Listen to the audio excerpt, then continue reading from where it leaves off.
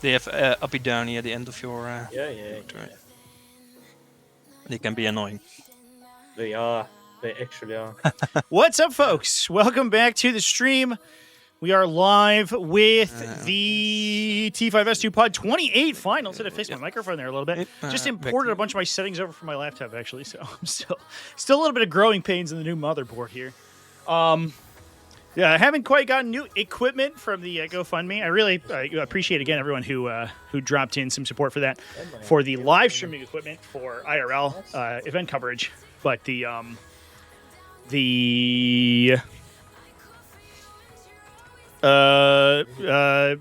other stuff is I don't know, still kicking, I guess. Yeah, let's hop into this game. We are live with turn one, but I don't Freak Man's over here on the side of the table. It's for like red, running give them Tau turn one, Empire. and It is not it's my junior Tau. extra We've seen keys. some other Just, players rocking some Tau today. Versus on the other side, this is going to be Dan Looker. Yeah, I running know. Deathwatch at So if I'm really Astartes. lucky, they will be here turn one and can charge. I'm going to go ahead and figure out how to do a poll here, chat.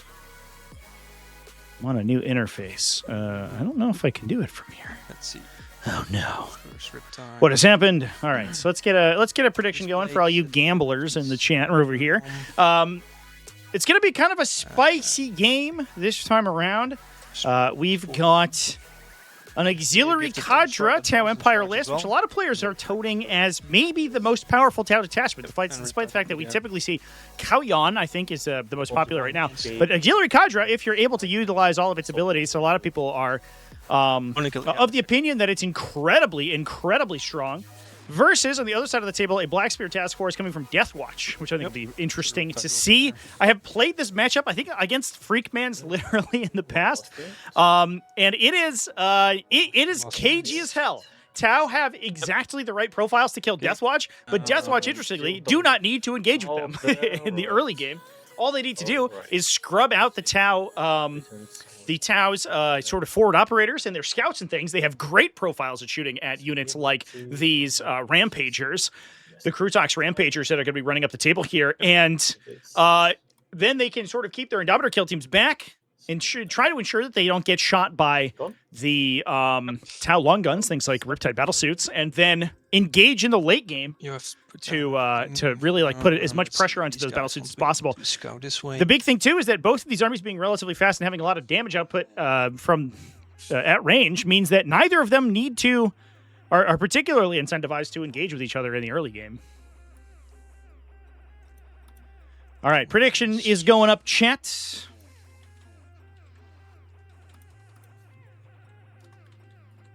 Boom. Predictions live. Let's go! Good stuff. Welcome in, everyone. Hope everyone's having a great day.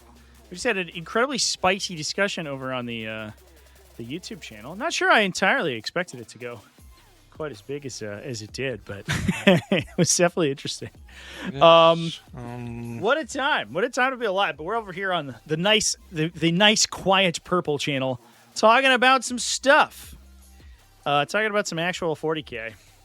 Feels like I got brigaded on. I mean, maybe. So the nice thing now that we're a little bit more sort of evolved as a YouTube channel is that I don't really pay attention to chat anymore.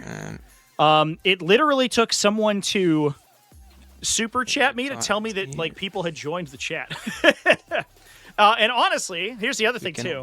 The reason that whole, so for context, if you're watching this either sight unseen, you're just hopping into the Twitch, or if you are on the pod later on, we just did a live stream. I talked about some interesting discussions within the lore 40K space, especially a lot of like culture war stuff.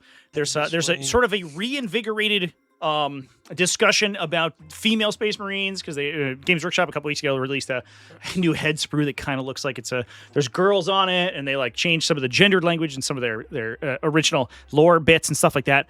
So there's a whole new discussion about it. Yes, look. It seems like the the grifter sort of the grifter sphere of 40K content creators who all they do is like try to make money off of complaining about culture war stuff has kind of like come out in a big way. And so we had a little discussion on it. I talked about a video. I have linked that video in the video description of that live stream, so I can credit the guy who I talked about. I don't want to take his content without credit, but obviously I don't. What I didn't want to do is like blow him up on live stream because I was disagreeing with a lot of his points, and he's a much smaller content creator. Like I don't want to talk about, I don't want anybody to like go find him, but I did like the video as well. But we talked about like a interesting discussion from a guy who basically I think just got into the hobby and was sort of indoctrinated, giving them the color red. Pretty wild. Thank you for the follow, Hawes11. But yeah, it's interesting because like I have basically no skin in the game there. I don't watch any 40K lore. I don't really engage with any 40K lore. But as someone who is enfranchised in the 40K space, I do, of course, see all the discussions.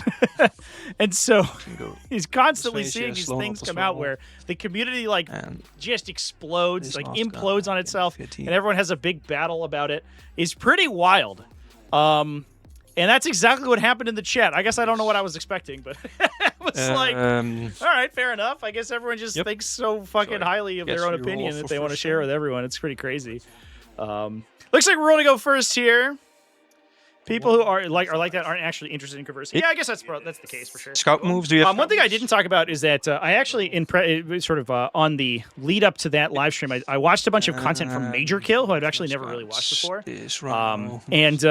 I was surprised. I had an opinion of that creator that was very low because he seemed like he was just like kind of one of those dudes who's edgy for the sake of being edgy and is kind of cringe. Yeah. But he has a lot of really insightful opinions on a lot of this stuff. I think he's definitely like on the sort of the cringier edge of the spectrum, but I think he also realizes that neither he nor any of these other people would have a career if it weren't for sort of the inclusiveness of the hobby. And he's all for that. And I didn't get the opportunity during the live stream, but I did want to give him a shout. Yes. I was very appreciative of some of his content because I was like, wow, that's smart from a guy who I thought was just like I don't know, sort of a crass guy who just made his brand the fact that he's Australian.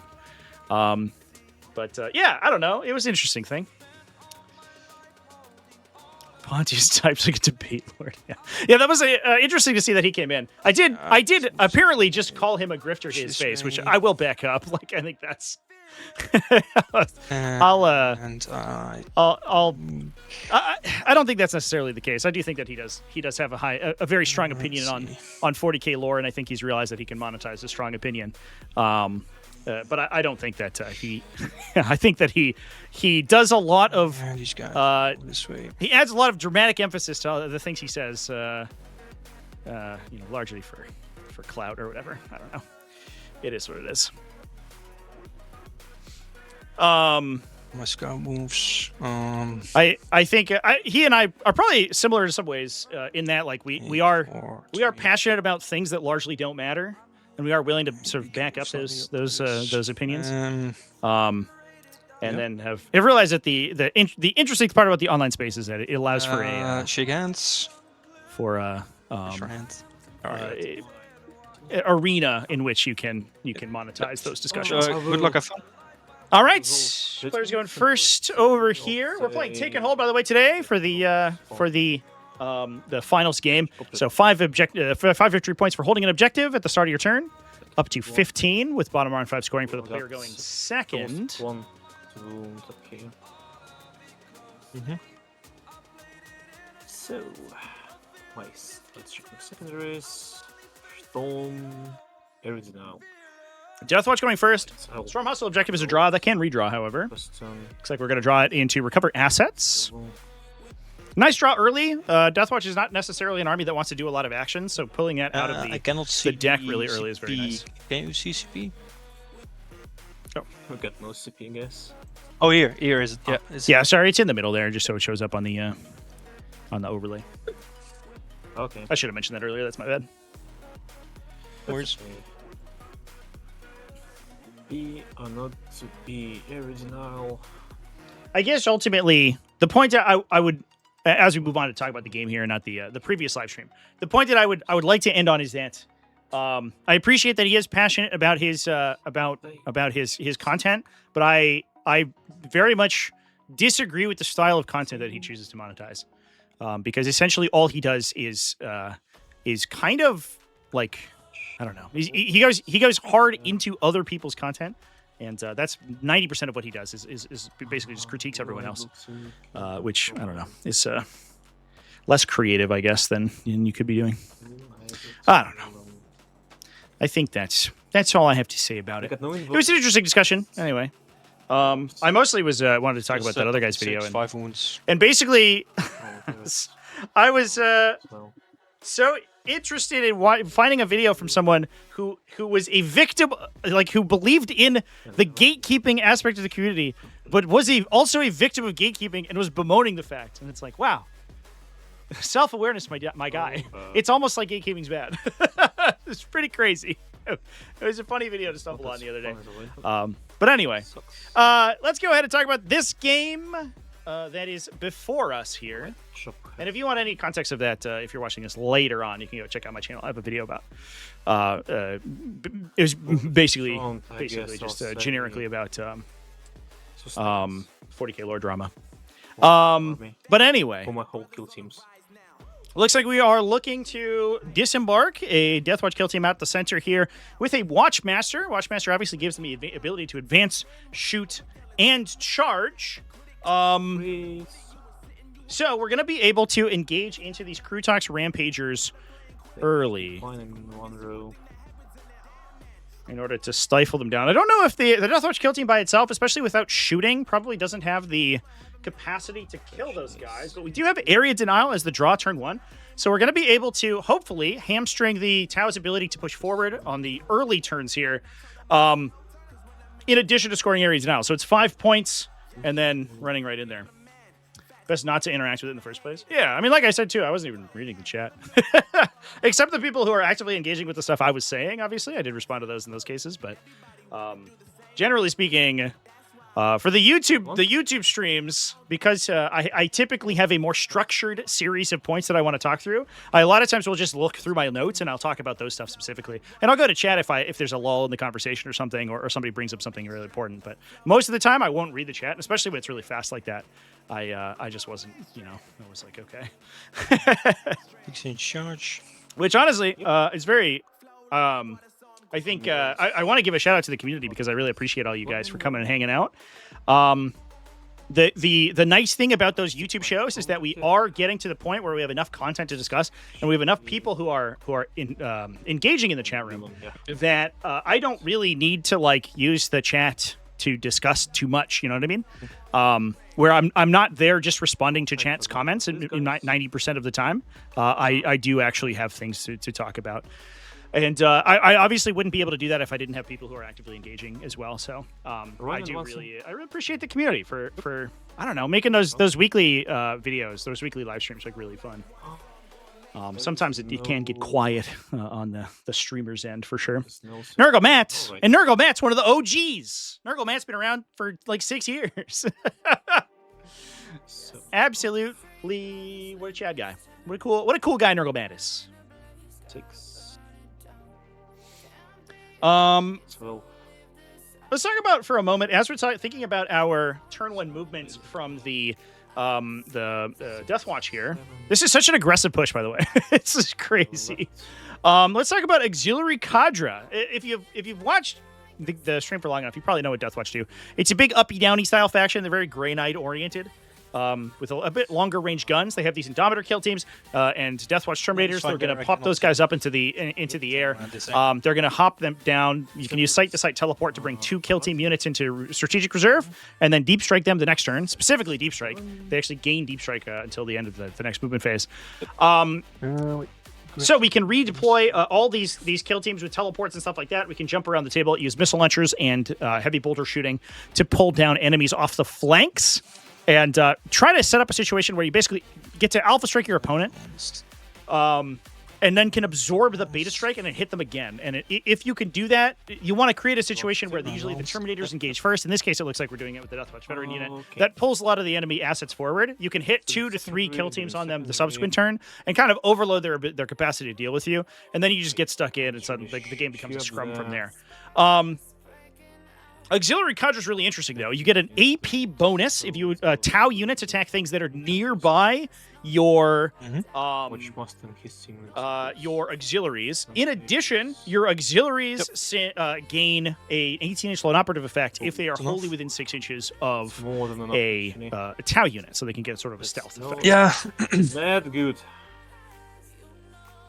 The big benefits that we get from this detachment, we get things like advance, shoot, and charge. We can get interlocking maneuvers, which gives you a 6-inch normal move after attacking in the fight phase, which is pretty neat. We can also do things like auto advance auxiliary units. There's a bunch of buffs for auxiliary. The auxiliaries are there also, obviously, just like passively improving the. I think this will be interesting because if you place models within 3 inches of these crude hounds, you have to pile in towards the crude hounds. And does this model here have to pile in towards the closest model, or can he pile in back within this little ring? Consolidate, I mean. Definitely. So if your unit can engage another enemy unit with the consolidate move, then it must go towards. Every model goes towards the nearest enemy model. Yep. If the unit doesn't have the capacity to engage a new unit, then you can go towards an objective. Yeah, exactly. So, exactly. I think the question here really that Datlucker should be asking is whether or not he can actually kill this Krugtox Rampager unit. Rather than hoping that he can get a consolidation back into the objective back here, I don't know if a Deathwatch veteran unit is going to get through 30 wounds of Krugtox Rampagers. We'll see. You do get Oath of Moment there, obviously, and you get those heavy Thunder Hammers, which are going to be getting hit rerolls regardless. The Sergeant has fall back and shoot as well. And that means he can still fall back and guide. We rolled an 11 for the charge. Oh, no! I know. Oh, Datlucker might be forced to base with this entire Deathwatch unit, which would probably, in that case, almost certainly mean that you aren't going to be able to get a unit back, a model back into the objective. I like this. This is a cool Deathwatch veteran model. He's the heavy bolter model. The Infernus heavy bolter model has a Tech Marine backpack. That's pretty neat.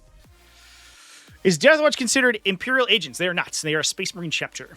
There are Deathwatch units that have Imperial agents datasheets specifically, and there is a Deathwatch-themed Ordo Xenos detachment for Imperial agents. But to play a full Deathwatch army, that's a Space Marine army. So Deathwatch are getting the bonuses of Oaths of Moment here. I believe that we have just selected this Krugtox Rampager unit as the Oath target, most likely. Although these guys are getting hit rerolls anyway, so we might have selected actually one of the Riptides or something for Overwatch.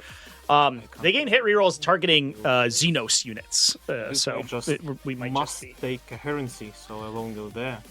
I have to move there.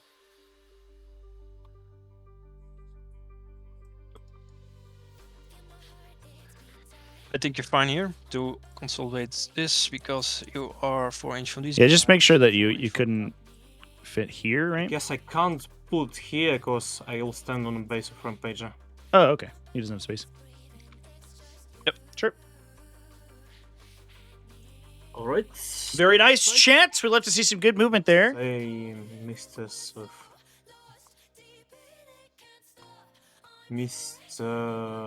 Watchmaster. Wait, Oath's target. I guess it will be the Rampagers, right? Or does it matter here? Because I got. Oh yeah, already full. Veterans. Yeah, exactly. Yep. Let's say full roll maybe. Crude Carnivores, because why not? Yeah. The Crew Carnivores is a pretty it's a heads up selection there because you can unlock an Overwatch if you kill these guys from the center of the table there, because those guys will get hit rerolls regardless. Go away. Although you won't be able to Overwatch with anything besides the Deathwatch veteran, so I guess it almost literally doesn't matter. You might choose the Rampagers on the far side in case it matters. Strength plus lance. 4 to AP. Sorry, what's the strength? 6 plus lance. Now the Rampagers don't have particularly strong save characteristics, so it's just going to punch through here and kill 2. But that's only 2 rampages with Thunderhammers. AP2, so that doesn't get a save. 2 damage each. So I need audit roll because it's damage random. 2. Oh, this is the Watchmaster 3, swinging. 1 dead, Oh, okay. and 3 into. Watchmaster with Lance. Pretty nice profile. so this and 3 in another one. So now we left 1 Rampager on 1, so it's likely, or on 2, so it's likely we're going to swing with some of the lighter weapons first and then go with the Thunderhammers. Thunderhammers should probably knock 2, maybe 3 Rampagers if we get lucky here. Killing a Rampager unit and scoring area denial and engaging this early is going to be a big pickup for that looker. It's also important to note that it's expensive, an expensive 1 damage. push here. Damage, yep. Oh, we didn't quite get the Rampager. Then Still on let's 1. say We have to absorb an entire Thunderhammer hit with that guy. That's going to be bad. Rock cannon, this guy, and this guy. That's 9 attacks. It's interesting that the Watchmaster Spear has Lance, but Vulcan's doesn't. Anybody ever think about that? Does that make you think? Makes me think. 3 3 5-ups here. We need 1 to go through. No. 3, all 3 through would be great. Kill That those. takes 2 Rampager. Very nice. damage. Won't jack down. What a great username. Welcome in. Thank you for coming and hanging out. And Hamas. We're watching an event finals today. These are players are both undefeated after 4 rounds of 40k and a 16-player T5S2 pod. Don't forget that if you want to join yourself, you can do so at !Discord in the chat there. 3 up, strength Come 10. hang out in the Discord and post in one of the Join a Pod Am I good of channels, and that gets you on the waitlist to join one of these events. Let me make my muff. That's 1, that's another 1. Wait, one guy is 1. wounded. He's 4. So this is 1. 3 damage each. 3 damage each, yeah. So the wounded guy. One- This 1 wounded 2, in 3 2, die. I guess. And I Yep. guess I'll have to roll 1 for the recipe of Watchmaster ability. Yep. That's not it. Alright. I got 1 left. Yeah. Bit of an underswing for from all the attacks.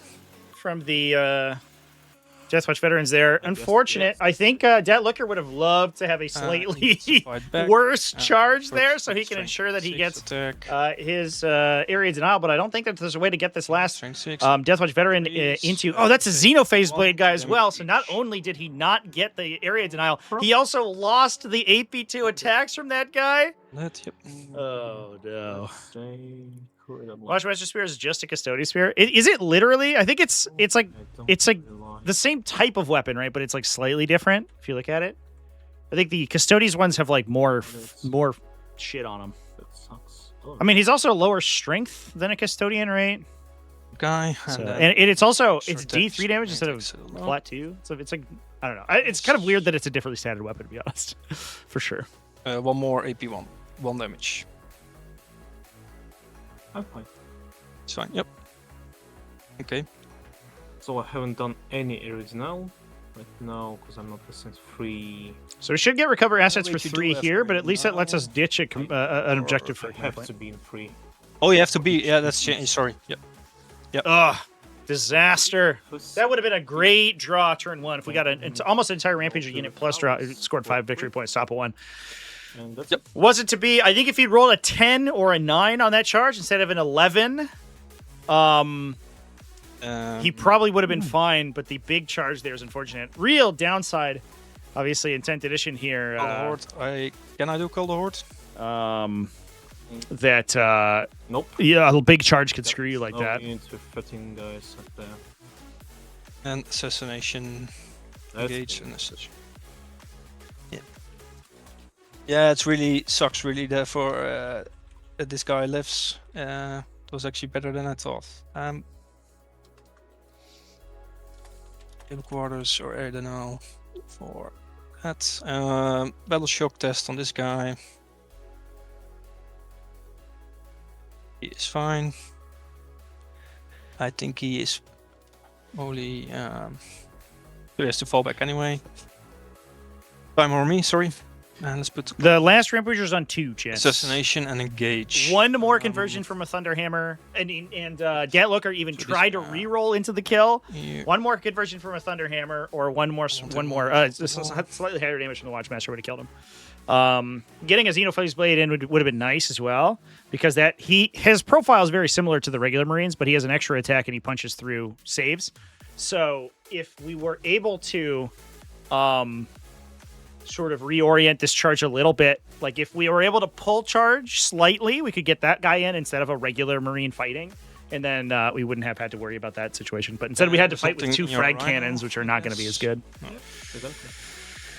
Unfortunate turn 1 from the Deathwatch here. Back. Now, the Deathwatch are going to have to play relatively cagey for the remainder of this game as well, because the thing to keep in mind is that a lot of their game plan is going to be focused, and we see the heavy infantry playing very cagey here. A lot of their game plan is focused on heavy infantry. Deathwatch are one of the game's preeminent heavy infantry factions, and by that we mean like high toughness 3-wound infantry models, essentially. So Gravis armored models, Terminators, for example.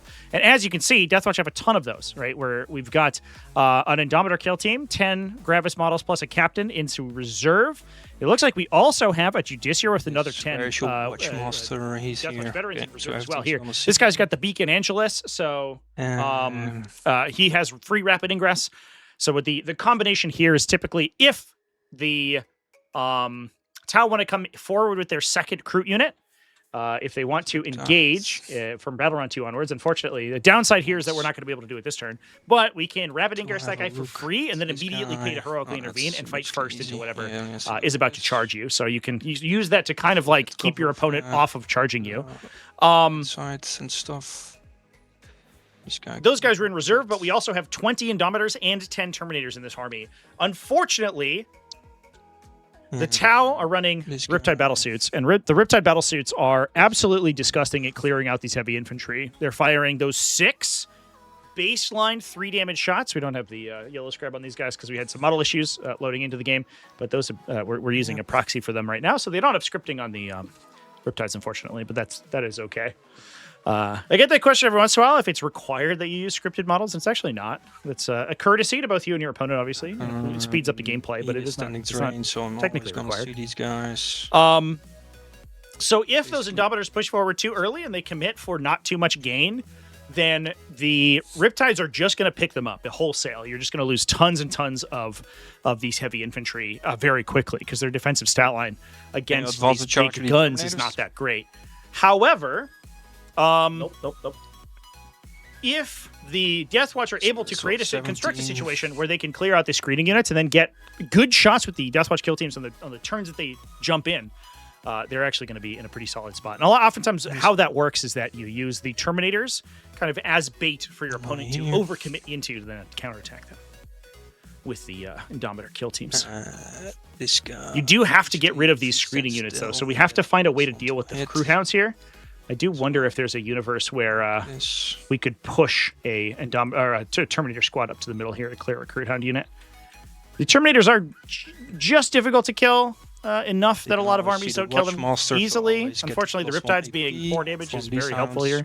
Usually it doesn't matter so much against infantry, but the Deathwatch Terminator squads are usually 2 Cyclone missile launchers protected by 3 Storm Shield veterans.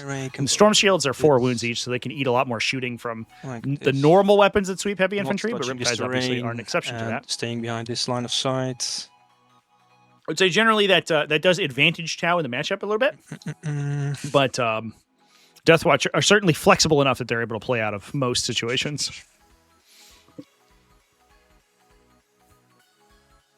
Bit of an interesting situation here, though, that while Tau are sort of predominantly the most effective one of the most range-oriented armies in the game,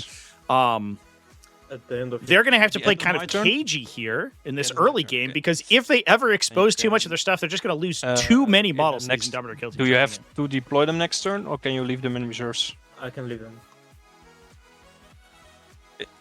But they will lose Deep Strike Reload.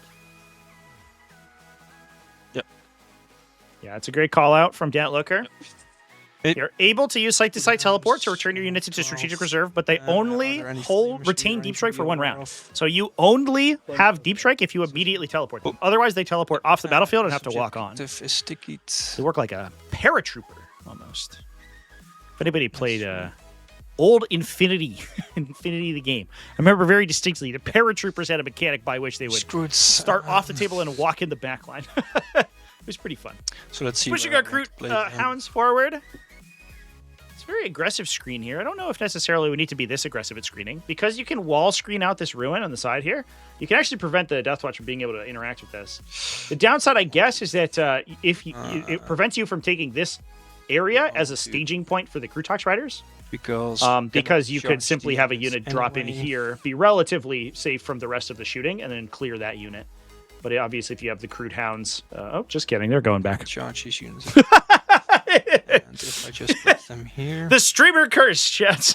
I don't know if we need to screen the Crude Hounds as far forward here as we necessarily are doing. Freakman's immediately being like, you know what? You're right. Absolutely correct.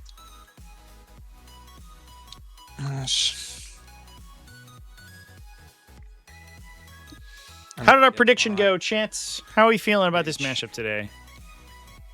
97% for Deathwatch. Holy shit. Somebody dropped 42,000 points on Dat Looker. That's crazy. Strike behind this. That's an insane sum of money. These guys are on this subject. Who has 42,000 points? I guess there's some people who have been in here for like 5 years I want this who guy. almost certainly have a lot of These guys a lot of points to spend. Watchmaster. And basic this line. Here we go, Matt. Was it you?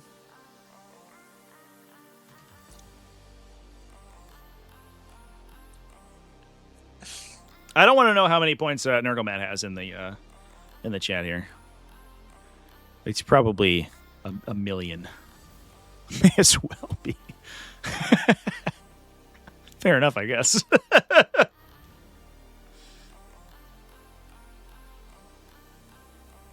Might end up using the Deathwatch veterans in the center here as a little bit of movement from these Riptides as well.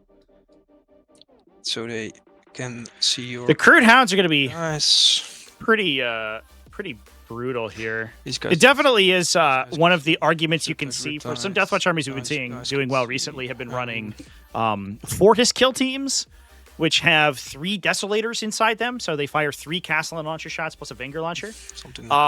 And just having those on your backline, being able to clear out these little tiny screening units in the early game is crazy good, because obviously it opens up those spots to drop in the Indomitor kill teams later. They are relatively expensive, but not too expensive. To make some room. Only a couple points more than a regular Intercessor, despite the fact that they are basically strictly superior, which is crazy. They just don't have objectives to carry, which is very valuable data sheet ability.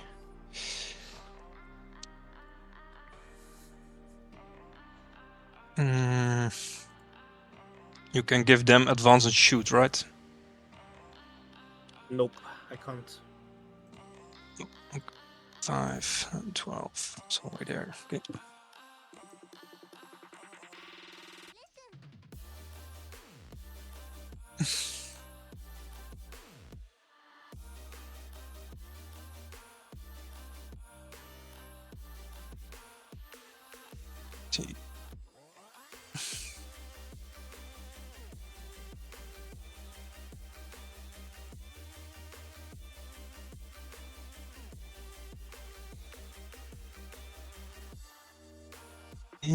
Can I do this any other way? I think so, like this.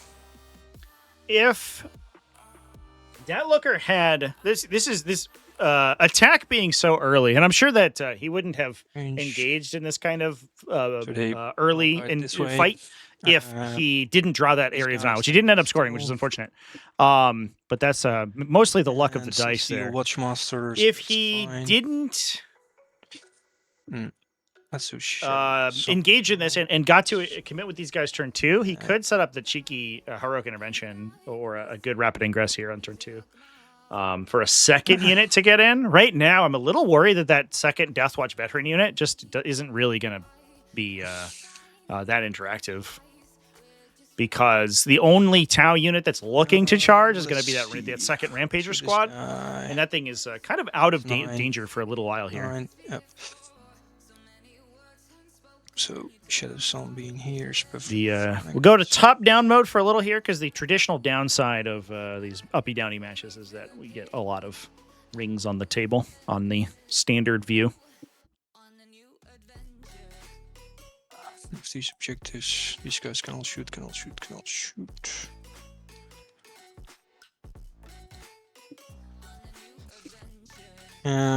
Let's make sure. Well, complete the kill squad. An 8. Put some here, slightly more this way. So like this.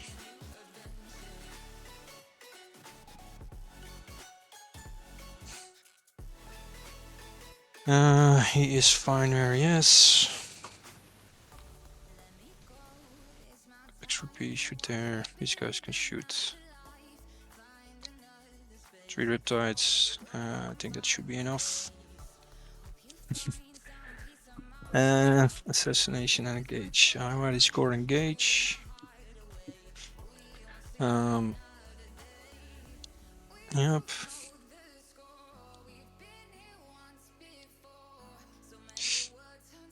Yep.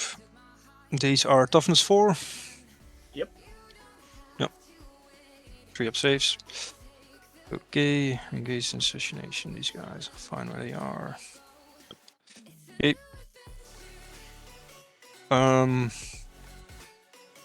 Beginning of the shooting. These guys will guide this. First Riptide will oh wait, this guy has to move away, of course. On like 1 or 2 he dies. He dies. First Riptide will shoot everything into them. He will overcharge. And do you have invulns on this? Yep, 2 invulns. 2 invulns. Okay, we'll use this once per game. Death wounds. Does Turn up yeah, overcharging. Looker's player audio here. Yep. Let me know if you can hear the Let's use dice. the player's okay. He's on 11 wounds. Seems like he's very quiet. 6 and yeah, 6 and a 5. And a 5. 11. There's so 14 to 11. there's so many 4, auras, 5, shit. 6. Hitting on 3s. 3 on 1s. No Monka. 2s, 2 death wounds, and 2 AP -4 because of the crude hounds within 9 inch. Where do I get Bellicor's cards for TTS? I made those.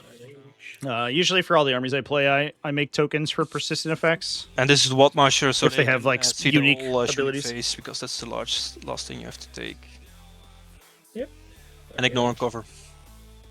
I have I printed them for my IRL Missile Demon pots Army as well, on 4s, which is why I made them originally. 7, so on 3s.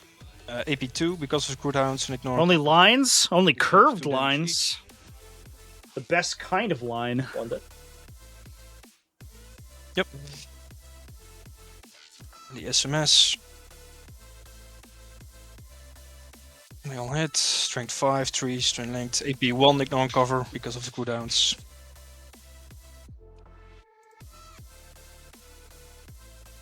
Yeah, 3 damage. And, That AP bonus is incredibly correct. Or incredibly good, chat. We love to see it, folks. This Riptide will shoot. He will leave his token. He overcharge. Does he take damage? He does not. Hitting on 3s. Chat, on 1s, Discourse miniatures. You want to talk about on lore 2s, lore 3 on 1s. YouTubers who fight about stuff? Discourse miniatures just 5 announced that they saves, made AP4, their own game. one just dead. And That's insane. What? Do you just like complain about the your opponent's business practices the whole time? Oh, what a time. What a time to be alive. Missile pots. Ignore once. Trees. Ignore once. AP2. Ignore cover 2 damage each. Just that. How many more lives before we summon a demon? Yeah, it depends on the exact Ice orientation War, of our circles. It's constructing some sort of Assassination. Enochian brand And that will AP eventually manifest a physical alteration do to the anything. tabletop. For sure. About it. The veterans had charged in here, chat, because that looker had drawn area denial top of the first turn. So he saw a potential where he could score area denial and kill an opposing unit right off the bat. And unfortunately, rolled a slightly too long charge, which ended up forcing the majority of his unit to engage the enemy. It's able to shoot.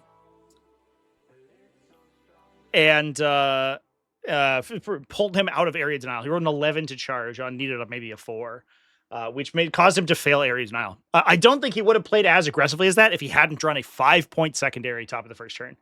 Because getting a unit and a secondary and then starting the trading war in that position, it definitely feels like it's the correct play. But yeah, if he had rolled like a 7-inch charge or something, it would have been a perfect play. But just the 11-inch charge there, and then he slightly failed. He rolled just a little too low on his multi-damage attacks into the rampagers. An unfortunate situation. Okay.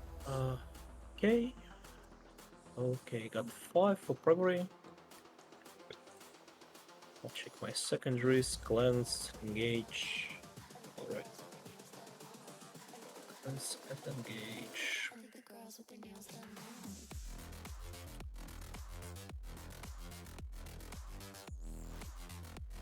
I'll say my oath into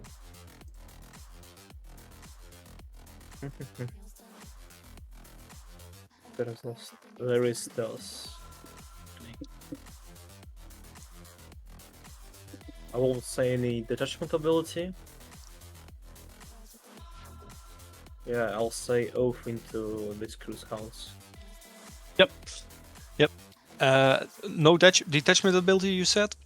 Yep. Okay. Got 6.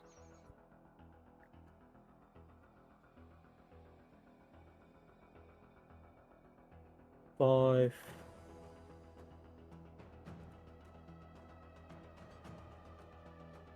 Will it be available? The last nice.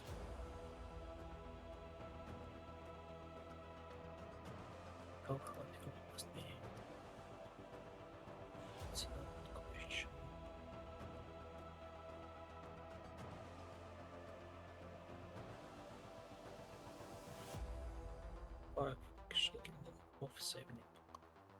So we're looking for a way to get a kill on the crude hounds without having to expose too much. You can use it is Dragonfire rounds, I believe. One at the moment because of the lone spear. Yep. I know. Yep. You can use Dragonfire rounds to grant assault to a unit, so we can advance and shoot those guys. And Deathwatch Terminator Squad should certainly kill the crude hound squad with shooting, unless we get really unlucky here. Oh. Looks like at the moment, I think going on in that unit as well. I have to advance, I guess. Yeah.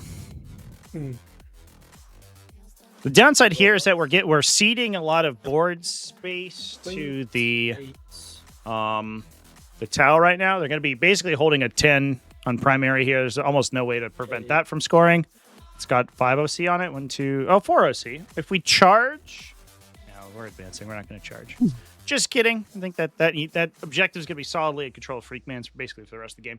We did get a Rhino up here onto this objective. So if we can get a shot of those crude hounds, we can clear that out from being held. Oh, the crude hounds are OC 0 right now, actually, so we don't need to even do that. So, movements up there. Cleanse and engage on all fronts are the draws for Dat Looker this turn. This kill team will Engage is going to be unfortunate this early in the game. It's much better later on. 10. But Cleanse is a nice 2 points at least from the Rhino. Lost me up here. Anyhow.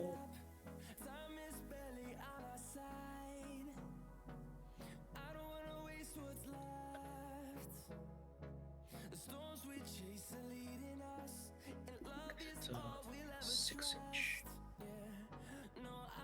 Basically.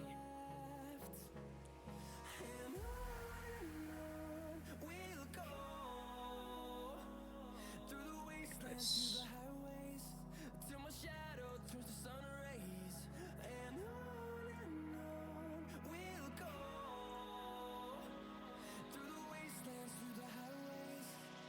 Let's go this.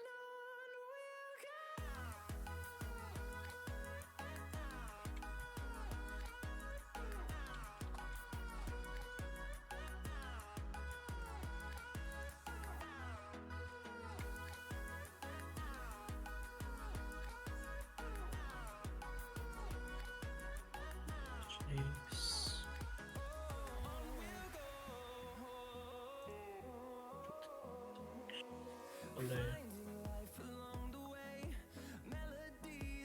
Be here.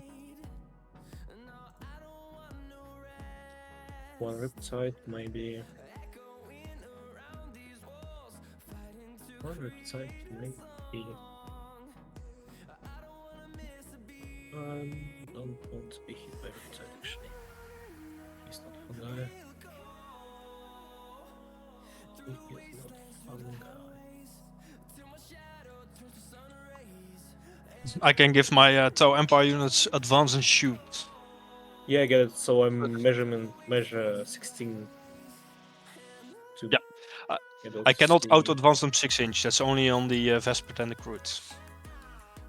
Okay. Still, I got some.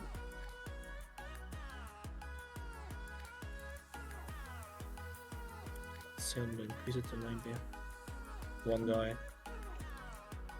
Oh, I'll just cover myself up. So playing cagey here, but Points actually. the There's no Terminator's not pushing to clear any of these Crude Hound units, staying cover. Never mind. which I think is going to be end up being more and more problematic for Deathlooker as we move. Because if he doesn't have good spots to deep strike, I don't know where he's going to be able to place them. Oh, he up down an Nice. intercessor squad. Just one Chat, rip that's to- so smart. What a play. So you can use site-to-site teleport on literally any infantry unit in your army. However, you get a doubled effect if you target kill teams with it. So if both of your units are kill teams, you can select 2 of them. But we can do it on anything. The intercessors have already objective secure this objective at the back here. We do have to keep in mind that there are Vespid of the Tau army, so they do have up-down available themselves, even though they don't have much in reserve. Yeah, they- But that gives If- us a unit that can trade away for these guys and not give up they are. too much. Yep. A lot of the utility of these guys has already been maybe, utilized. maybe not. Intercessors, everything into Crudes, and I didn't even Miss grok that, but that's a Dispersions. great play, utilizing Blows this up little his- utility unit to actually get some kills in your Going opponent. to If you bang a huge charge, you might be able to get in here and start to engage these units up. Well, I don't think you want to give the Great rampage launcher an to intervention, I free. guess, so we're probably not going to do that. 2 + 1 blast. 4 up. 4 up. It's actually strength 4, so great. 2, AP0. I do get cover. Yep, 5 up. 5 up. On this front one as well, I believe. Yeah. To that. 20 voltus.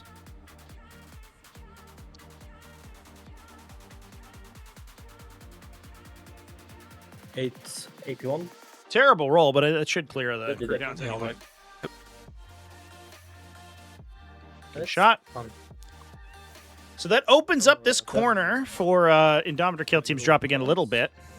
Prevents your opponent from being able to screen this back area over here and preventing you from dropping here. Now this is a good rapid ingress spot for Deathlooker as we move up. We could potentially see a rapid ingress on an Indomitor kill team or that Deathwatch Do you veteran want to unit to then monitor for the wall? access the stuff behind this No. wall. Not this Oh, time. When we're able to charge here with the Rhino, so no cleanse being scored. Deathlooker's score is going to be depressed a little bit And since charges he's only scoring engaged on all fronts. 7. basically have to base you. Nice. And then the nice thing about this combi lieutenant is that he has that reactive move, so if anything comes in too close to him, he can make this charge, see if he can kill these guys. He does have sustained hits 1 on his combat blades and AP 1, so he'll just kill. H conversion will just kill a single model. He'll need to get lucky here to kill the crude hounds, but it's not impossible that he flips them. He clips them out here, and then anything that goes up to try to contest that objective, he just hops behind the wall and becomes invincible. Chances. Oh, great roll. Staying. We need 3s to wound. 5 3s will kill the unit. 5, Might see a CP reroll here if we need to. Yeah. An individual crude hound alive could be really annoying. 3s. Oh, flub's out. Too bad. All right, 3 AP1. Wait, it's a 6 up, I think. It is. Yeah. So 3 die. 3 die. All right. Gone. Yep. No, they fight back. I'm not used to it. 3-6 attacks. What do they even do? Let's see. They hit on actually. 3s. 3s and then on 5s. On save. Feel no One of the pain. spiciest tactical tortoise chats we've seen in a while. Yeah. It was definitely an interesting stream. Yep. I knew that topic was going to be controversial. I didn't know we would get so many interesting people in the chat room. I've done my. As I said before, I actually basically. I don't really read the chat when in those the weekly shows outside of super chats, obviously, or when the For one. when the discussions kind of lulled. So I actually didn't really see any of it, to be honest. I do not want to pick up my Vespit. Fine. Took a wound on the lieutenant from the crude hounds. That's embarrassing. Put the time How on me. embarrassing. So I get killed one defense crude hound hold unit. and display Almost killed a lights. second one. Might be able to deal with it a little bit later on here. The crude hounds are unfortunately fast enough that they're going to be able to dodge out of the combi lieutenant's reactive move range. If they were slower than move on the hounds. 9, there's literally no way that we You're could fine. see an attack on the combi lieutenant. We have to kill him with melee attacks. And display lights. But because those guys are just going to hop outside 9 inches, he's just not going to get the Okay. opportunity to react. That does mean, however, that probably it's likely that we won't see any Tau units coming to contest this objective, because as soon as they do so, the combi lieutenant runs away and he lives. Such a useful piece, that little guy. RCP. Tabletop hobbies maintain an old guard of spicy people. It's true. Do the And Warhammer 40k, I think, just Flamer based on the hunting, nature of alright. the setting, I think does so as well. I mean, it's it's 4. not surprising that there's people who 7, idolize the 11. more problematic nature of the main POV faction. Right, the intercessors. Which is sad, I think, because honestly, like the portrayals of the setting that are cool are really cool. Darktide gave me such a new appreciation for like the grim dark setting. It's just it's so shitty, 7. and it's like shitty to a decadent degree. You know what I mean? Like. It's just everything sucks, and sometimes it's fun to indulge in a setting where everything sucks so hard. But then it's it's awkward when people are like, "Yeah, but that's the greatness of it." It sucks, and just like everything should suck all the time. And you're like, "No, that's the idea is that you don't want it to suck. You want the world to be better than this." Warhammer's a cautionary tale, not an aspiration. Basically like this.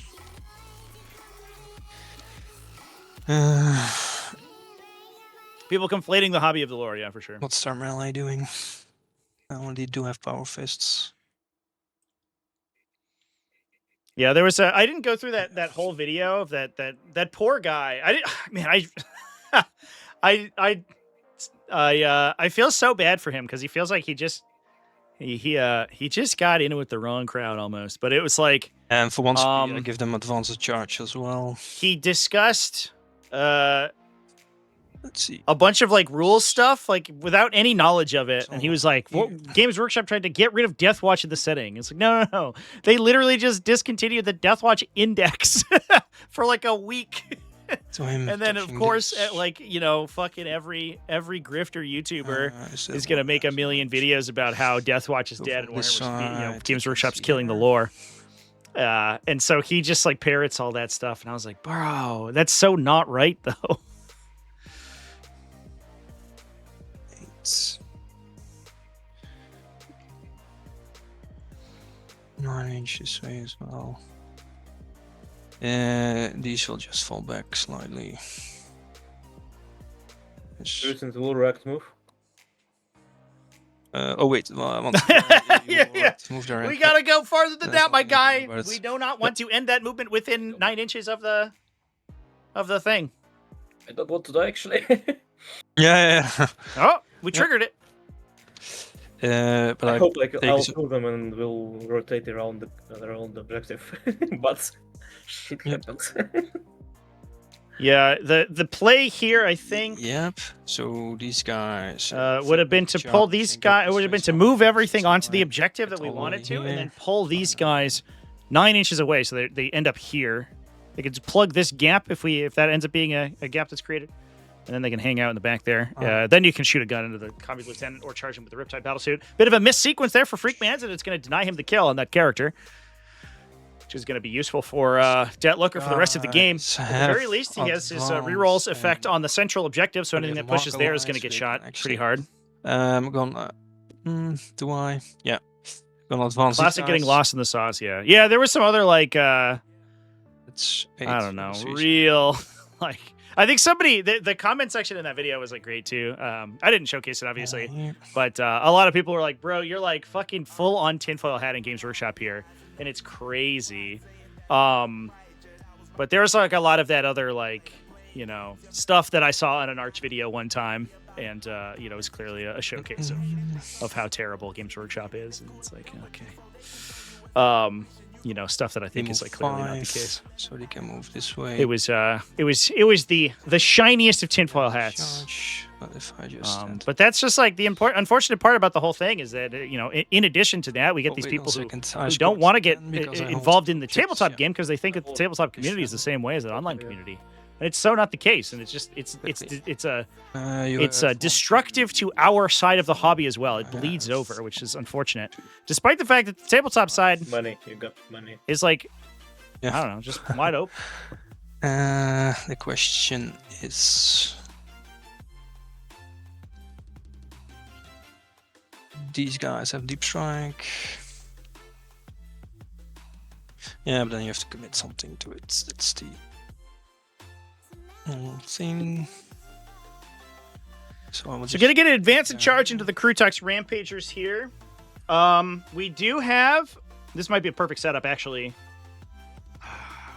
So I think we're playing some 5D chess here. I'm hoping we are. Otherwise, it's gonna be a huge blowout. Datlooker's gonna hope to set up the rapid ingress into a heroic intervention combo. To defend the Deathwatch veterans here, he can drop his Judiciary unit back here. If any Rampager touches the Terminators in that spot at all, then they get intervened. They get fight first. You kill most of them, and then they shouldn't kill the Deathwatch Terminators. Terminators will kill them in response. You'll just pick up that unit, and then you'll have a unit there that can then push forward and pick up this objective. So that would be a disaster if he walks into that. The way to prevent that, or at least mitigate the downside, would be to set up in such a way where you can get your guns to target this area of the battlefield. I think we've already done that with this Riptide battlesuit here, so we're really trying to open up our lines of sight. So if we have the Deathwatch veteran kill team drop in here, it's going to immediately eat a Riptide worth of shooting. And we might be able to as well drop some units in on this ruin here and also angle this line of sight too. So if that veteran kill team drops anywhere in here, it's going to get blasted potentially. It's outside there. It's plays into counterplays here, chat. What a game we've got on our hands right now. It will be interesting to see if Freakmans sees the play. Because I think Datlooker, it looks like he's measuring it.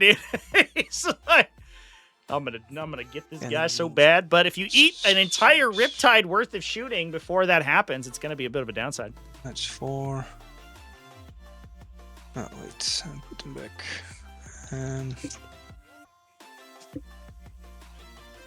The onus is on the person themselves. No, well, so here's the thing: is that here's what I think happened: is that this guy was like, Yes.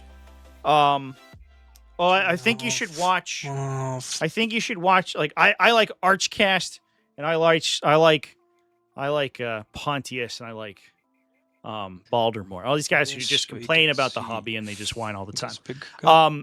It feels to me like he Then- doesn't have any wider access to the rest of the YouTube space, right? And if those are all the people that you can see, you're going to keep getting similar content, and you're not going to get the more like upbeat personalities who actually represent the community and aren't just like these fringe weirdos. So I don't know. Doing this exact matchup with a friend playing Deathwatch, they feel so meh.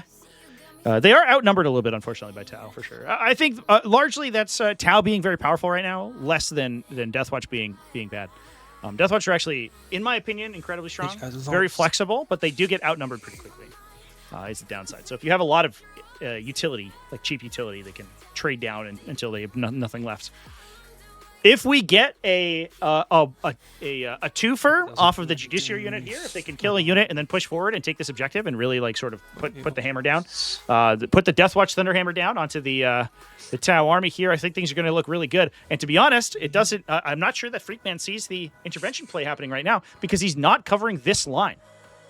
He only has a line into this Intercessor squad, so he's going to fire what looks like a Commander Shadow Sun and a couple other models into there. However, if we absorb only one Riptide worth of shooting onto the veteran team over here, It's all the way here. you can take that on either your Storm Shields or on your heavy weapon units, who are not very useful in melee, right? We have 2 heavy weapon guys, but we don't really care about. We have 4 Thunderhammers, 4 heavy weapon guys. You can lose those to a Riptide, and your combat effectiveness is not This guy back wildly standing. effective. But Not to mention the fact that these guys will get hit rerolls against all Xenos anyway, so they're going to be rerolling their hits regardless. Here. I'm really curious here, chat. This is going to be a make or break interaction here. If this goes off in Datlucker's favor, See he might be underneath able to the push the sky advantage. rays, you'll still see That these might be guys, the I trade he guess. needs because we already see this Riptide battlesuit pushed up into the center. And he's not. I suppose what we could try to do is get a shot off with it. These Maybe guys- do a charge and then try to interlock maneuvers it back into safety. But if it remains here, we might be able to pick up this guys are Rampager fine, squad, right? continue to push forward, pick up a lot of units in the center, and then doom drop the Indomitor kill teams, kill a Riptide battlesuit, and potentially even take this line because we can use Kraken rounds to improve our range and try to knock a Skyray gunship too and just full commit the army. If that's the interaction that Datlucker can set up, he might be in a really good spot here. Yeah, the Judiciary Beacon is great. Yeah, it was a Mark Hurdle special. As soon as that list dropped with that in it, that was like, I think, the secret sauce that Deathwatch needed in a big way. Because a lot of times what you would do, and I was on the receiving end of this a ton of times, because they have no natural way to fall back and shoot, what they would end up doing is full committing, killing a bunch of shit, and then getting all their stuff touched. You could maybe fight off of some stuff with a Thief of Secrets captain. He would get some work done. You would maybe, your aggressors would maybe get some work done. But generally speaking, your units are below average in melee, especially for their cost. No. That Judiciary squad is immediately an answer to a lot of melee threats. And you see some players, you declare the rapid ingress on the Judiciary squad, and some big beefy melee units simply go, I'm not going to charge. I'm going to stand in front of you, and you're going to kill me in shooting. But at least it eats your shooting activation. And that's such a powerful effect. If you have the command points for it, you could rapid ingress that unit, drop it down, your opponent refuses to charge, and you just pull them back up into reserve, and you threaten it again the next turn. It's obviously it's a command point draw, but you can constantly be just threatening your opponent with it. It's crazy. I know, if they die, Putting Deep Strikers in Deep Strike 1, 2, always worth 3, it? 4, 5, Not always. 6 already. Yeah. You don't want to do it every 100% of the time, especially if you have uppy downy effects like that. They have advanced charge. Yep. But it depends on the unit in particular, right? Deep Strike is a tool, but it's not necessarily an instruction on how to play the unit. In some cases, you're going to want to have them on the table to push early. In some cases, you're going to want to have them there for utility. Charge. And in some cases, you just have more things than you can realistically Deep Strike well. I feel like you need to find a Deep Strike or Rapid Ingress guide. Shooting these guys. I have one, Chance, Here. if you're interested. I need to ingress.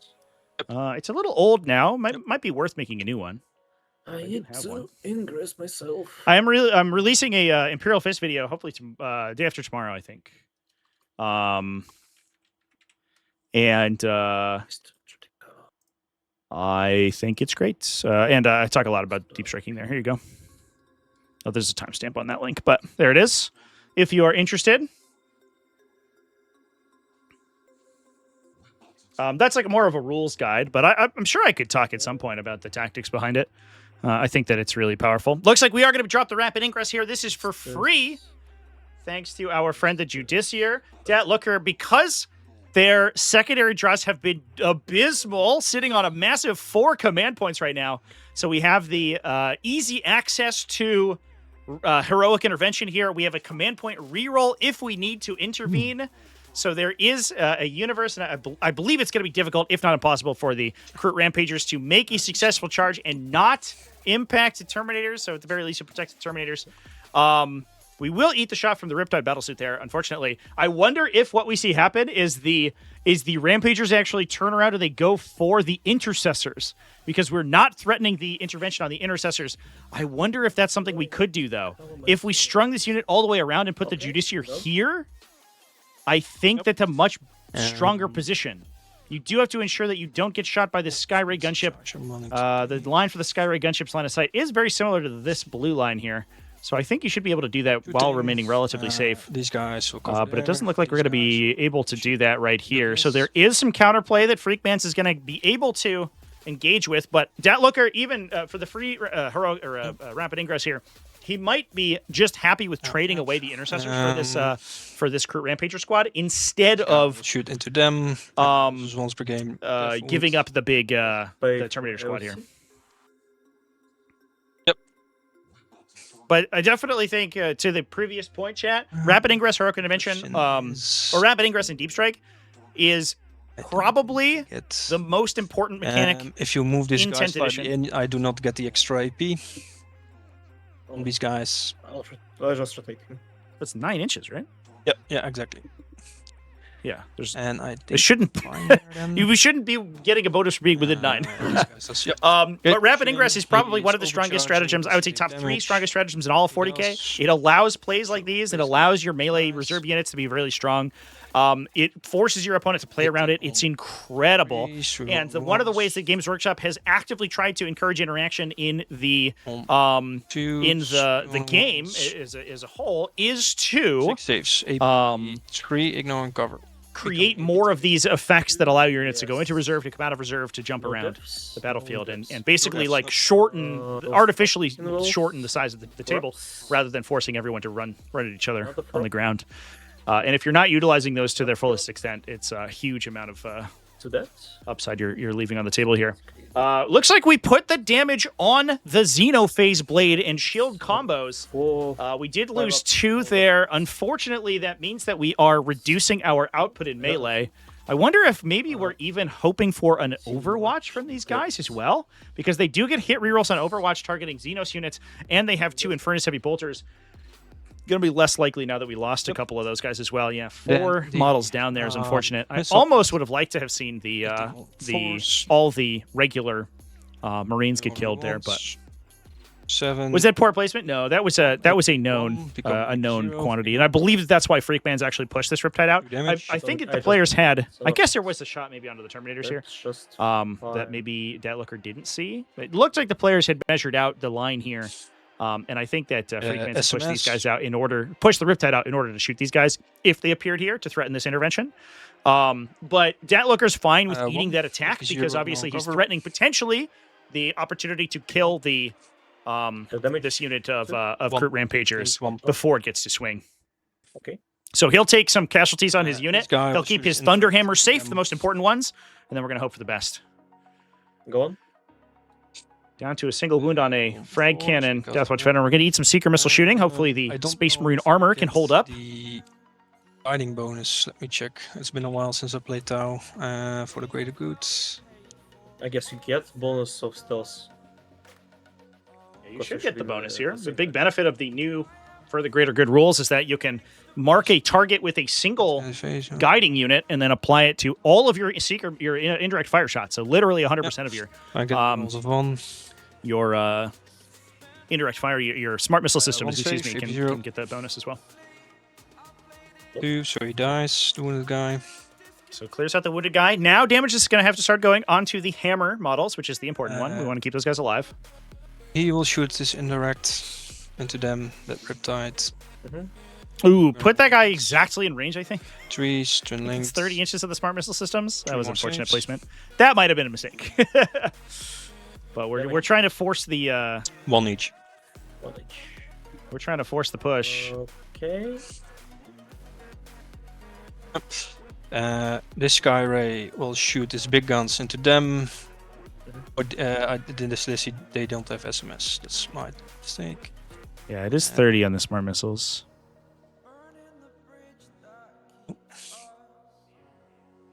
Okay. 8 a wound on the Shoot. Thunderhammer guy. So far, so good. Yep. Yes. I wonder if we shot the stealth battle suits yet. Just outside.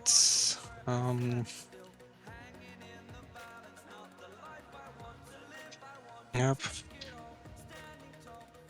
Yep.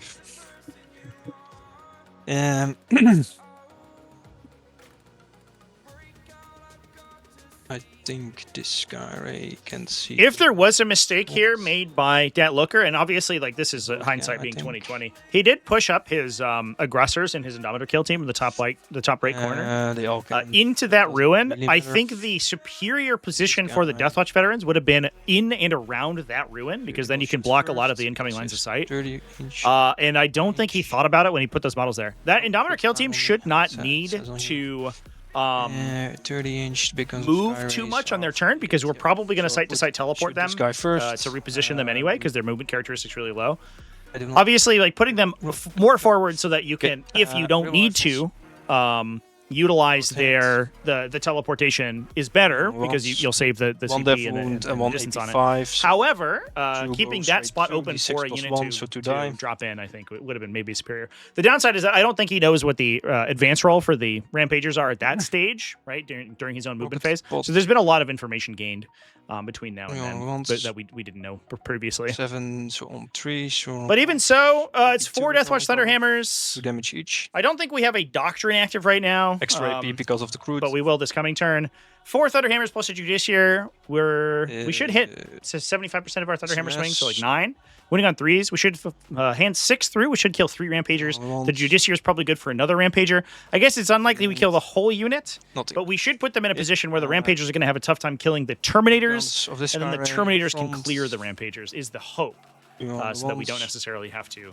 14 so on 2s, 3 on 1s. We maybe don't have to Keep the -4, ignoring fall back next turn. Crude. They are within 9.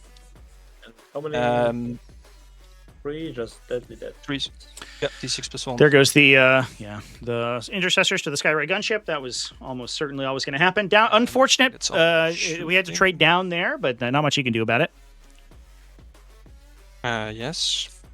All right, there's the question. Big charge. Yep. Charges. What do we need to dodge this intervention? It looks These very guys will charge difficult, here. if not impossible. We can make the intervention really difficult.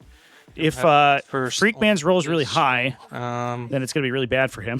So we'll see. yeah. I will give you basically free movement.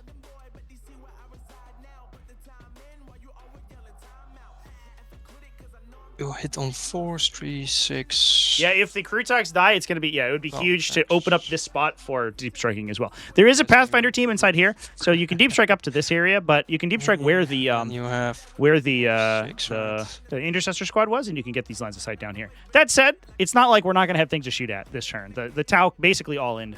6, so they will be there. But then again, then the whole army is gonna shoot you, so I actually don't mind. These guys gonna charge there.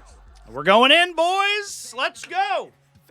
4, that's perfect. Oh, he rolled low. That's actually Oh perfect. no! Because Does he dodge the intervention? think- Can he do it? that's 6. I don't think he can. 6.7. Oh, maybe he can. Maybe he And can. I If he bases put only him at the here. front here? No way. No way. Did he just get entirely bailed out by the dice roll? 6.1. That's So you cannot insane! narrow I it can't between. believe that just happened, chat. So I can just do We this. just talked about this play for the last 10 full minutes, and the dice just say, no, it's impossible. You cannot make this play anyway. It doesn't matter. We have just used our Beacon, Angelus, and Ada Riptide Battlesuit shooting, round of shooting for basically nothing. That's a disaster. Oh, no! It's perfect. Chat! Oh, if I was Deathlooker, I would be mauling so hard right now. Any other role, and he might have had been forced to move more models into base contact. Yeah, maybe a 5 or a 6, he could have dodged it. it. But exactly a 4 is For crazy. the one guy. Oh. Pile in. Let's see. Do I have to move this guy back here? 3.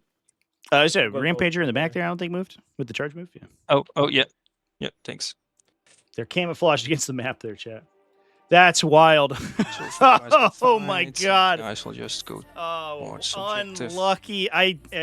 This. Looker's getting so unlucky this game. It's insane. And I will spend one CP. No, he could not have had them B. closer. I In want fact, they had to B4 move them rolls. slightly back because of they were basically at guys 9 fight. inches, and they had to be I'll 9 press point, AOC. 0, 1 out, basically. They had to nudge them a little bit. Yeah, that's literally as close as they could have gone. Oh no! Oh, chat, you hate to see it. So it's 16 attacks on the damage 2 guys. Ziggy, rules question. Is there a concern about tile vehicles overlapping at bases of infantry models? Just trying to understand how vehicles other than Space Sustained, Marines are allowed to position or strength stack around each 6. other. Right? So there are no rules against overlapping models. And on Is the 3s, full long and materials. short of it, basically. You simply AP2 cannot. become You AP1, can't. you get saves You to obviously damage can't each. exist inside of another model, but if your base can clip over their base in such a way that your models don't touch, you are good to go. Yep, 2 damage each. It's kind of a big issue with hole measurement models. It makes them really, they do all these weird stuff where they can stack their positioning around, but it is perfectly, totally legal. And when we look at it at a top-down perspective like this, it looks really weird. But yeah, they 4 just guys, have to so be placed so 12 that they don't intersect attacks each with other. lance. 5s becoming Man, 4s. what a bad stroke of luck here for Deathlooker. AP2 becomes AP1. Now just going to lose some units Saves. for almost nothing. We do have a charge available potentially for the Indomitor kill team, unless we use Interlocks. No, we're out of CP for Freakman, so you can't do anything So here. more dice. So we could move up the Indomitor kill team, use Dragonfire, or excuse me, use Kraken rounds to extend the range, blast into some of this stuff, and then charge the Rampagers. Between them and the Judiciary, we should pick them up, and they don't have interruptions available. Consolidate like this. But holy crap! Unless Freakman does the big brain play and discards his own defense stronghold before completing it, he can hold up an interrupt on the subsequent turn. And like this, so they're not standing on the objective.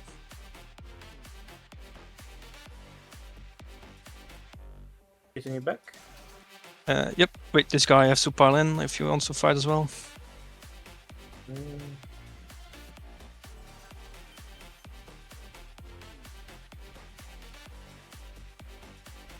Six on 3s.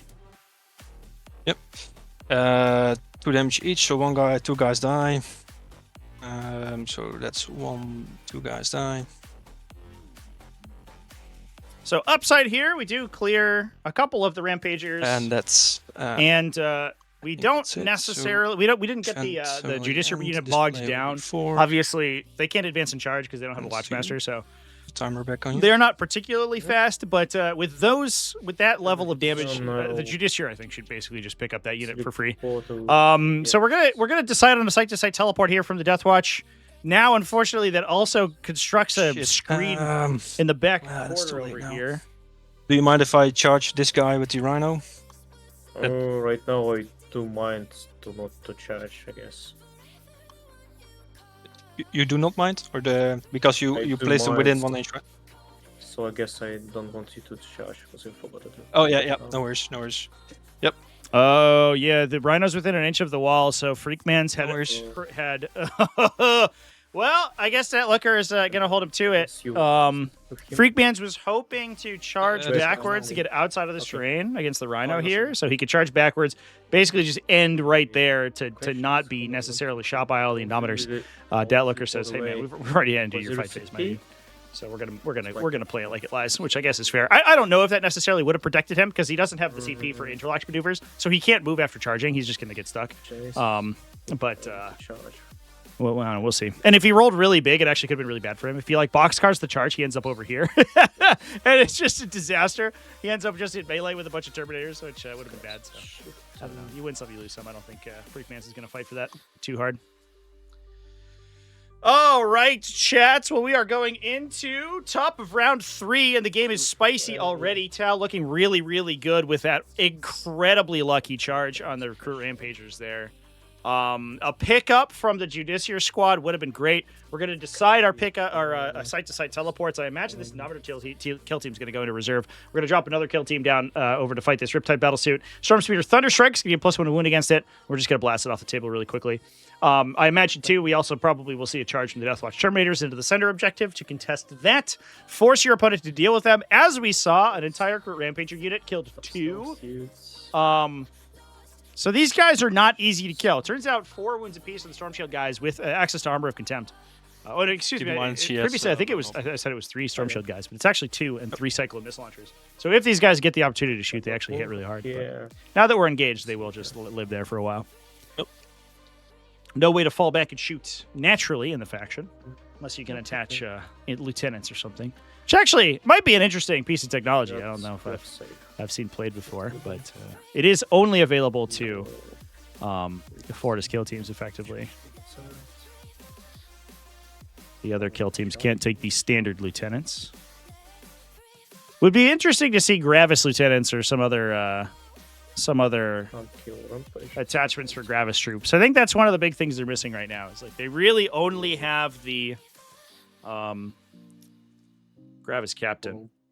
I think one thing I would like to see, and this is in general across the board, I would like to see some character attachment options unlocked.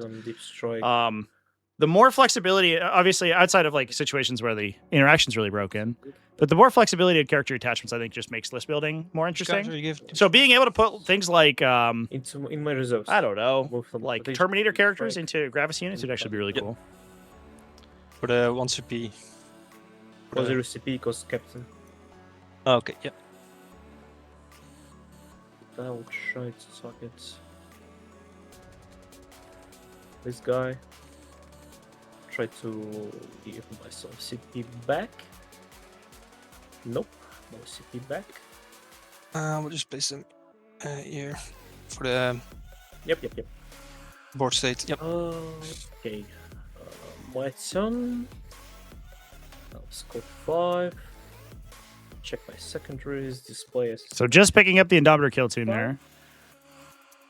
Yep. Looks like we targeted the unit in reserve These 2 are my characters. to use Rites of Battle, end of battle round 2, Your shadows on. to put the other unit in reserve. It's actually that's pretty clever as well. So we get a free strat out of it, and then that ability is going to refresh at the top of 3. Do you want your? So he's going to be immediately able to use it again. So he can use a special issue ammunition strat or something onto Choice for now, I guess. onto a second unit. Onto that unit again for 0 CP.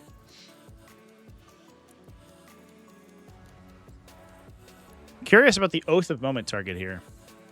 We do not have, I believe, a Tome of the Exoclades for the Deathwatch. This guy. Oh, it's on the Gravis captain. Oh, interesting. It's on the Gravis. So I believe he has to be on the battlefield to use it, though. So I don't think it's going to be usable until next turn. We can target them. She has stealth and -1 to. Oh, no, excuse me. ranged. That's you just can use the enhancement. I think that's a new wording. I believe on release, and the index on release, I believe, prevented the use of Tome of the Exoclades if you weren't on the battlefield, but it looks like that's gone. So you can actually tome 4 2 guys units can here for shoot. rerolls. Obviously, the Judiciary doesn't need it, so we can probably just leave the No. Rampagers to do their thing. But that's good to know, actually. Makes this Gravis Captain in Reserve really powerful. Although it makes me sad not to see Thief of Secrets on him, because Thief of Secrets is so crazy. Gives you bonus strength and damage, which stacks if you get more kills. Or if you get a kill, excuse me. So you could get up to 4 damage on a model with 8 attacks. Which is pretty wild. 9 even, I think, if you take a power sword. Oh, I think I think it's 8, because you're required to take a Boltstorm Gauntlet in your primary hand. Because his nose. So basically, he'll be here.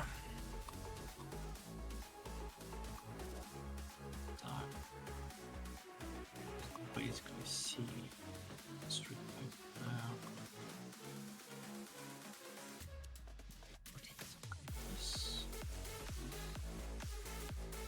Okay. Some of this will definitely fall back. Yep.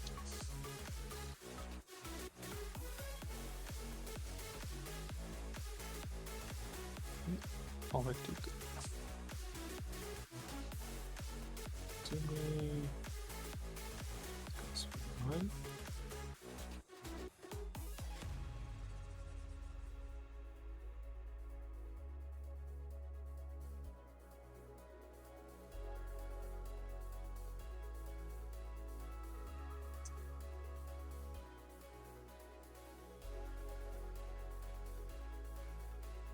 I'll pull it off actually, so I'll have to just die. Probably. I'll have to die.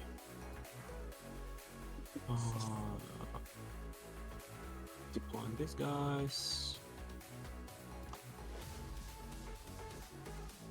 Where do I mind them? Just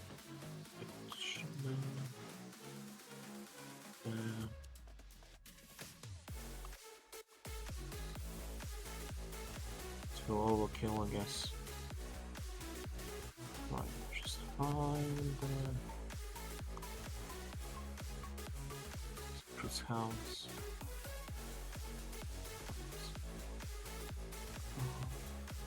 And nice.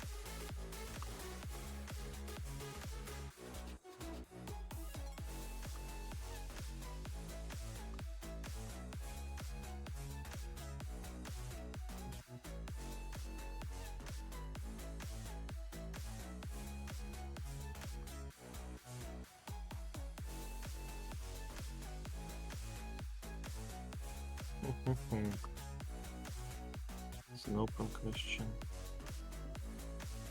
Melts as a so yeah, thank you. To pull it off. Let's draw some lines.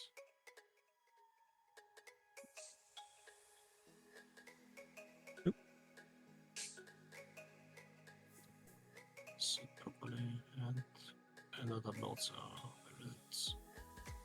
This guy, if you want to see it, you have to touch his objective. Oh, the line, I mean. Delete this rubble. Yep.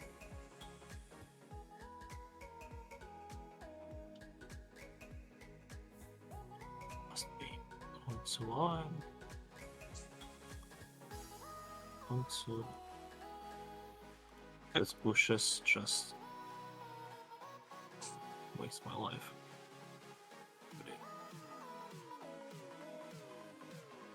Painful. Yeah, And just outside Melta range, it seems, if you want to use the strat for plus. I don't really want to actually. No worries. Oops, I don't really need it. It's us. And bullets. Alright, these guys. First of all, I need melters. Melters. Some more melters. Do I mind to shoot them back?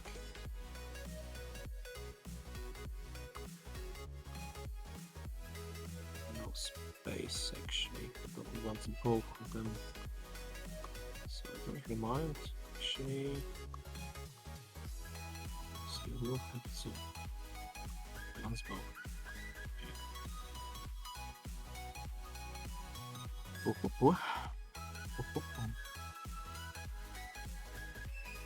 Sun. Yeah. Okay, so nice. Do I want to have melter range? I guess not. I want to be safe. Just some stuff there, some stuff there. Melters closer.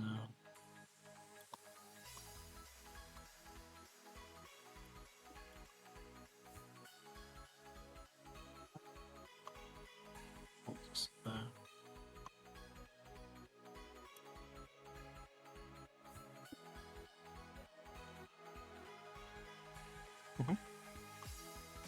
Mr. Captain, someone back. Alright.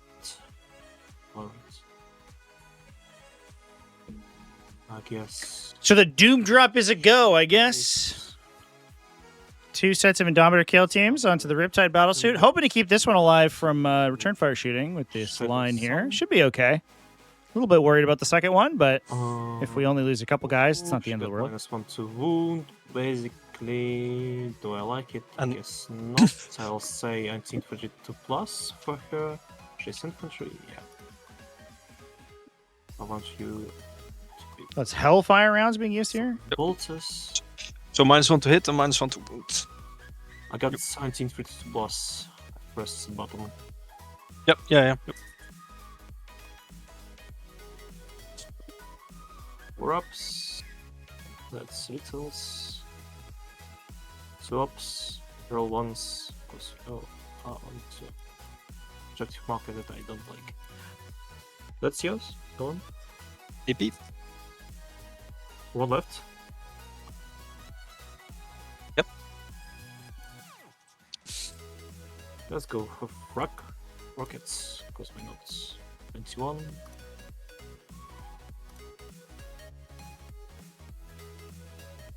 Ups. Swaps. Wait, you cannot wound. Oh, you have +1. Yeah. What's the frags? Are 9? Are 4, right? So. Yep. 1942 plus 2. If you're thinking about this. Oh yeah, +2 to wound. No. 1942 plus. Just wounding. Oh, anti-infantry plus. Oh, sorry. Yep. I'm sorry. I'm deaf. Yep. So she dies. Great pickup there. Cool use of Hellfire rounds. I haven't seen that to get around a wound penalty on an infantry model. So Riptide. And now this Riptide is not long for this world. Hits small. So in theory, this turn we're gonna push in. We're gonna clear the second Rampager unit. We're gonna clear Shadow Sun. We're gonna clear a Riptide, hopefully, and a Stealth Battlesuit team. Take over the middle of the table. Force your opponent to deal with the Terminators in the center, and then give yourself the opportunity to counterattack pretty impressively next turn with the double Indomitor kill teams. Wait 1 second. D6 +1. It's so many. That's so many lines on the table there, chat. That's crazy. Go on. Nope. 2 damage. 9 wounds. The free gun 2 shots. Hits both. Wait, he hits on Wounds 3s, both. right? Anti-flight plus. He hits No, but on, hits On on 3s, threes. so that's 1 less. Is it normal to be drawing all the lines on the table? It is. It- It depends on the matchup. 1, generally speaking. want- But you'll see the matchups that are more ranged oriented You can see them all. tend to have use more of the line tools Alright. than otherwise. That's And in addition, again. armies that tend to play a lot of like reserve effects. So Deathwatch are a good example because they can teleport site to site. Every turn, they can hop around the battlefield over and over. So you see the circles on the table here in order to represent deep strike denial. So it depends on the matchup. You'll see like sometimes melee matchups or matchups that aren't necessarily quite as range oriented as this one will not use the measurement tools or the indication tools to this level. But this matchup is kind of it's a perfect storm of two ranged armies fighting each other. So the lines of sight are very crucial to use properly, and then. Both armies to some extent, but the Deathwatch for sure have a lot of reserve effects, so you always also use the circles. Smaller shots into rampages. Let's start with. We got all one full. Let's start with Flames. 3d6. God damn it. +3. Link it. 7 AP0 with no scholar. Ignos cover. Okay. Front. AP0. 1 5s. 1 2 3 4. Is there a guy? He's alive on 1 wound. Mr. Inquisitor. God damn it. 3 shots with the One devastating wound. wound Inquisitor attack. Unfortunate. That's so he dies. Big guns. 1 sustain, 1 little. There is a universe here as well that Doubt Lucker's going to yes. be able to push the 4 AP2. Deathwatch veterans onto this objective if they need to charge here, Um, and disrupt damage Tau finish. control of the objective, which would be big. So if he can knock Tau to a 5-point primary, things are going to look a lot so this less two guys Tau die. favored. Moving on from here. So smaller bolters.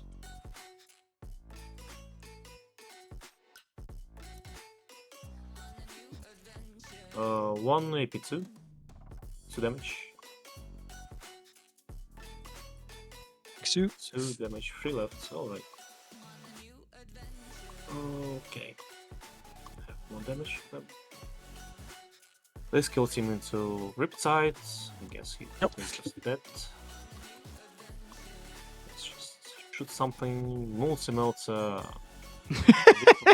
2 wound Riptide versus 10 Indomitors. Can we do it, chat? 2 damage. Can the Riptide live is the great question. Frogfoot Oh, 87, or excuse me, 667. the Thank you for the lieutenant. follow. Appreciate you, bud. C6. Welcome in. 3, Sweet. 5 ups. He's dead. And the Rhino. 6. Yeah, that's No! The Commie Lieutenant Down. dies in the explosion. At least we get the Downs. crew downs dead. Please don't one. Thanks. They are dead. Yeah. See ya. Oh, that's a disaster. He's dead. Oh, that's so bad. Dat Looker is Fingers playing for so one well here, and he dice. cannot catch a break this game. It's insane. And I think. Oh my god. These Between are the just Rampager outside. short charging to That's- deny his heroic intervention, failing to kill the Crude Hound unit over there, failing to kill the one remaining Crew Rampager to deny his area denial turn 1. After a big charge, which a short charge would have gotten him the objective turn 1 anyway. What a nightmare. I cannot believe it. Wager. I would be molding out right now. Like this. 4. I've made it. Somehow. They make a forward charge back. The goal here, I think, is going to be to try to get the Judiciary into a position where he doesn't have to be on this objective. That could allow Dat Looker to restrict lines of sight targeting him. Almost, there's basically no universe in which this Crutox Rampager lives, so he'll just get killed by a Thunderhammer. And then what we have to do is we have to consolidate a Thunderhammer onto the objective, move the unit towards the objective, and use that to pull the Judiciary off the terrain here. And if we can deny these lines So that they can draw to the Judiciary, that forces, if they want to target the character, It forces the Pathfinders out into the open. Otherwise, there's a chance that a shot could knock the veterans, but leave the character alive, and then you can utilize him to either perform actions or to clear out the Pathfinders in the subsequent turn. Always important, whenever you have a big unit like this that's being led by a character, it's important to pay very, very close attention to where your character is sitting, because as soon as a ranged army has line of sight to that character, they can post up every single gun they have on only that line. And because you cannot legally assign to the character before the rest of the unit is dead, it requires the rest of the unit to absorb all of the attacks. So even if only the character is the only thing you can see, the remainder of the unit's going to eat all that shooting to begin with. So if you could get your character in the safest position there, you can pull him last, and then you feel pretty good about it. Hammers, L, because I'm still a veteran. Dramatically overkills that guy. He's that. Goodbye. 2, See ya. 3. Time for you to go to sleep. I'm still water shock. That means nothing for now. I don't want to kill. Oh, they're battle shocked. 3. Well, then we still want to go to the objective anyway, I think. It gives up overwhelming force, but it restricts lines of sight on you. And there's a non-zero chance they don't draw overwhelming force anyway. That being battle shocked makes a lot more sense, though. That's really unfortunate. Dude, that looker has gotten the worst. They hit on force, right? It's just the most rotten luck here. That's not Thunder Hammers, but Power Fists. So Oh, okay. 3. Yep. 6. AP. 2. 5 ups. See ya. Dead. All right. So cleared out the center, killed a lot of the guiding. Wait, I took a You just Terminator. pull the Terminator, right? Okay, here we go. Not on me, please. Yeah. It killed a lot of the guiding units for Tau I here. will consolidate. Yeah, going towards the terrain. That's going to be a tough line to cross. We Wait, can maybe yeah, shoot so them with one consolidate, Riptide, but one goes Riptide towards is the middle. unlikely to kill the Press escape real quick. Deathwatch. It's what's the middle now? 2.2. Yeah.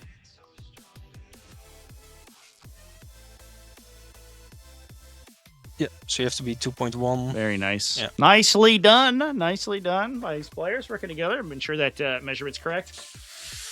Oh, man. Man, that Riptide explosion was a disaster for Deathwatch here. Killing the Combi Lieutenant, a unit that he expected, I think, to survive until the end of the game, and now no longer gets the benefits for. It's huge. I think we got a game on our hands here, though, chat. The guy, because of whom. Deathwatch's killed most of the front line. We do have a Crew Hawk Flock, Flock, excuse me. Lone Spear. Oh, do we? Actually, hold up. So he does not have it on his yellow scribe. I just assume that the Lone Spear has it. No, he has Fanatical Convert, so he does not have a 12-inch area now. Interesting. Sometimes you see that guy with an Omni Scrambler aura. Oh, that's in a different detachment. Excuse me, chat. That's in Crude Hunting Pack, not Auxiliary Cadre. That's my bad. So we do have that guy who can try to hold down one side. He has lone operative, so he's tough to kill at range. Nice score. He also, I believe, contests off of the Rhino. The Rhino's OC2, and we are OC2 for the Crude Lone Spear as well. So don't have to push anything particularly strong up there. We might have to push the Pathfinders into the fight on the other side, on the top side here. Overwhelming force and a tempting target. In order to prevent units from hopping into this area, but we'll see. What is tempting target? I'll tap it here. It's good. Yep. Tempt on the side. Maybe no, I'll attempt it here, actually. Yep. Fine by me. Okay. Tempt in the center.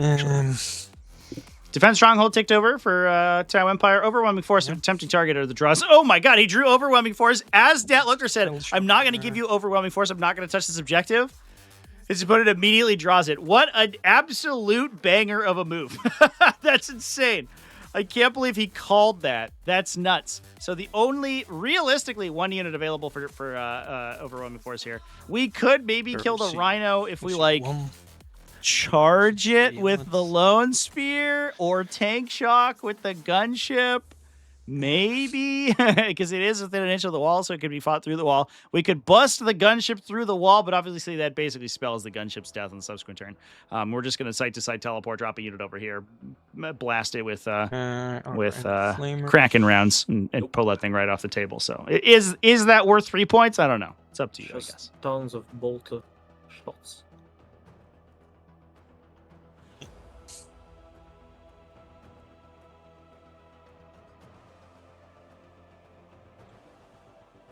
So if I move this guy all the way up here, then this objective is contested. How many invulns do you have in this? Everyone. Oh, I have 4 invuln. Okay, yeah. How many invulns? It's a Terminator squad, my dude. They would 4+ invulns all edition. He moves 12. If I do like this, right? It's funny that when the Terminator change came through from 9th edition, for context, Terminators used to be 2+, 5+ invulnerable save, and they were 2+, 5+ invulnerable save for like, I don't know, like 20 years before that. And a lot of times it just depended on the number of wounds you had. But when the Terminator change came through that they went to a 4+ invulnerable save, people were kind of freaked out a little bit. But given the fact that cover is almost always ubiquitous, a 4+ invuln save on a 2+ armor save is actually not that relevant in many cases. You're basically on a 4+ save most of the time anyway. Let's see this here.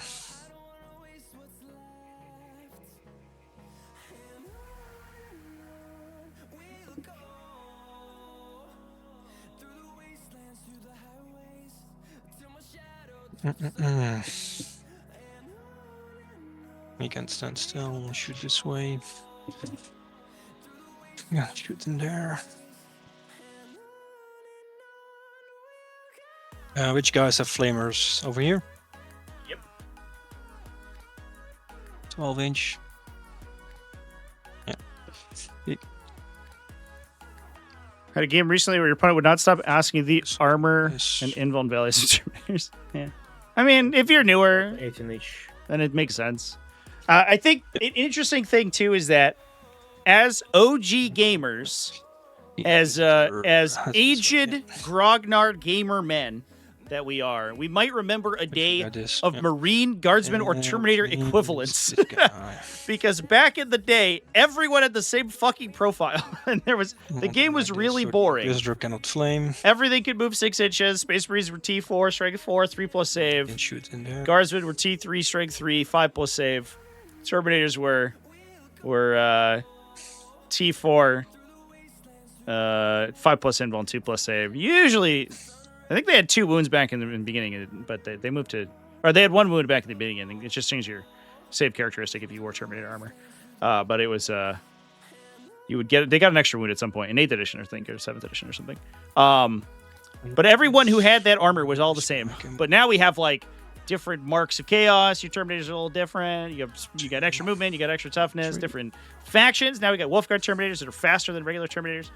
Terminators might have a different save characteristic, different wounds characteristic. It's all different now. And I think we probably are used to keeping those profiles in mind constantly, but obviously for a newer player who's not used to that, it might be a different story. 2+, 4+. Well, it's been like that. They've been 2+, 4+ for all of 10th edition. To be fair,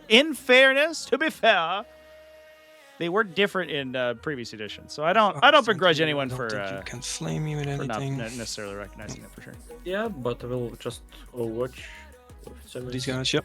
Kind of Overwatch with the Terminator squad. Interesting.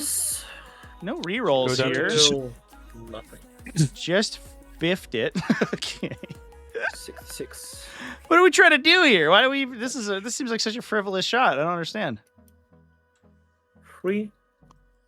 Does that looker like? I guess because he's got lethal I won't hits. take We full did 1 damage. Okay. So you go from 2 to 2. Yep, definitely. Okay.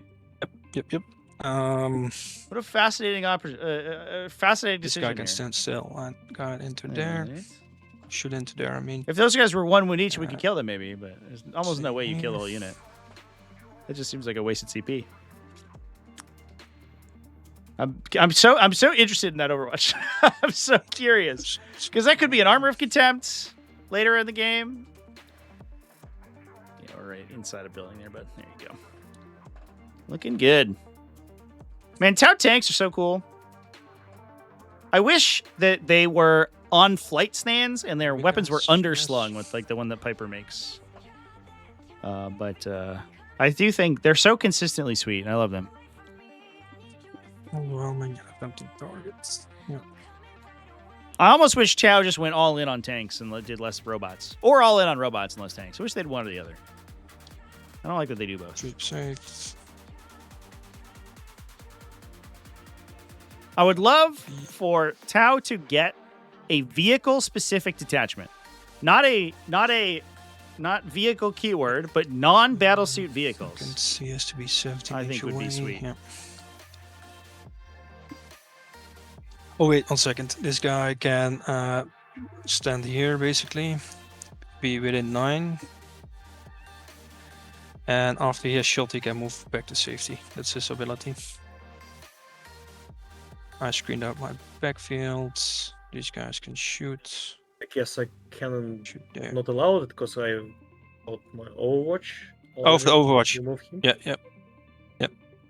Oh yeah. Information's changed. That's fair. That's fair.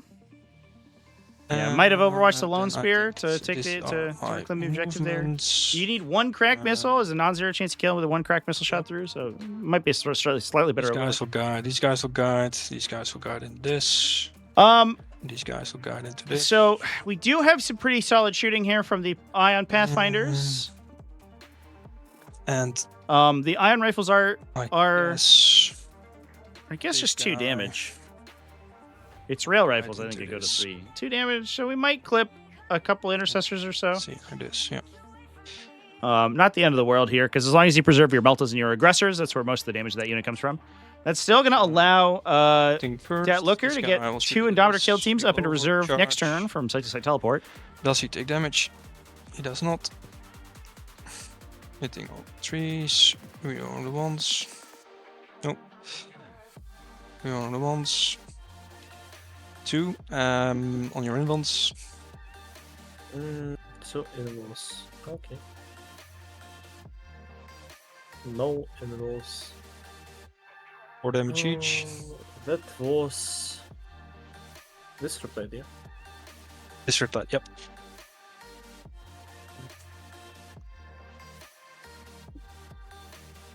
Think I can't hide. I- from I can only not see this guy. Can't hide from me properly. Alright. That's some bad stuff. Yes, I'll have to move this guy Mm-hmm. and this guy.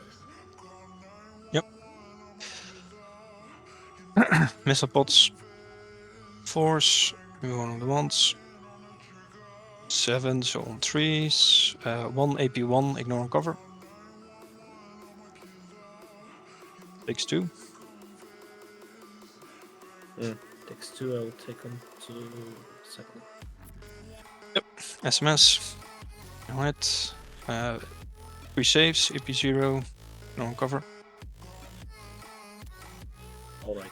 I'll file all saves right now. Yeah. Yeah. No saves allowed.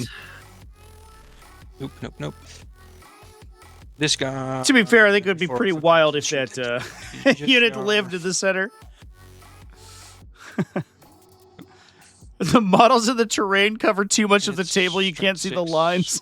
so it's precision. And this It's AP. true, chat. I These don't know. players are here trying to make beautiful artworks for us, Ignore and cover. and we're here putting fucking The- miniatures on them. Can you imagine 6. the hubris that we have to cover this gorgeous cover? piece of Renaissance Yep, work AP2. that we are about, It that doesn't we go could be cover? witnessing right now? It's He's guided. disgusting. Yes, the announcement that he can be guided. I hate us. This guy guided into this. Alright. Yes, mark a light. Mine 5 up, I guess. Let's move him slightly back. Oh. That's his ability. That's so good, chat. Yeah, I would erase around the lines, chat, but obviously we don't want to disrupt the players when they're playing their game. So it's definitely up to. It's their prerogative to use the measurement tools. We don't want to impact them let's do it any more than we have to as they're resolving the finals game here. So if they wish to use the Yeah, lines, then obviously they still can, shoot here. as they construct more of them. Skyway first into this. Amazing. And What we should get is like so the accounts first. Trees, 1 native reroll. we should use have the maps Red just and be links. like 2 saves, AP3. just Goes just through, use yeah. this image for the maps. Let me see if I can get it on my 6 plus 1. thing here. Okay. Damage. That- 4. We'll just use this the whole time. Yep. And We'll start with the map pre-lined out. Here you go, guys. You can just have that. 3 AP1. And we'll just we'll use that for the whole time. Let's cover. Saves all. Yep. You can all cover. These guys will shoot into here. Fusion My co-commentators here, hits. chat. Think she has anything to say? First. And nothing. Gun drone, nothing. Already have that objective. Okay. This guy will shoot into this. Rail rifle. Hitting on 2s. Strength 12, so on 2s again. 2 saves, AP4, ignoring cover. These guys.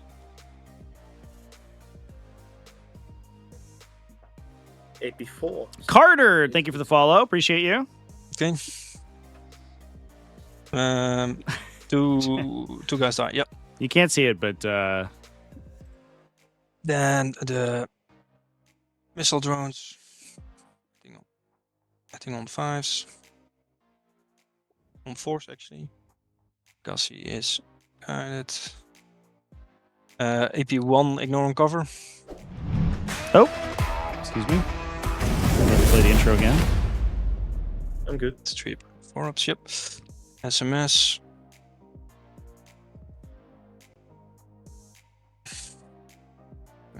Linked. 2 saves, CP0, ignoring cover. Don't show my mic is muted. Chat. This sky ray will shoot into this. Oh, it might have been on my facing camera scene. I see. Thank you, chat. That's my bad. 1 native reroll. And 1 CP reroll. Up to no good again. Yeah, turning off microphones. It's so 14 true. twin linked. It's so true. 3 ignoring cover. She's such a on these troublemaker. guys. E6 plus 1. You guys die. And he was just outside 18. Yeah.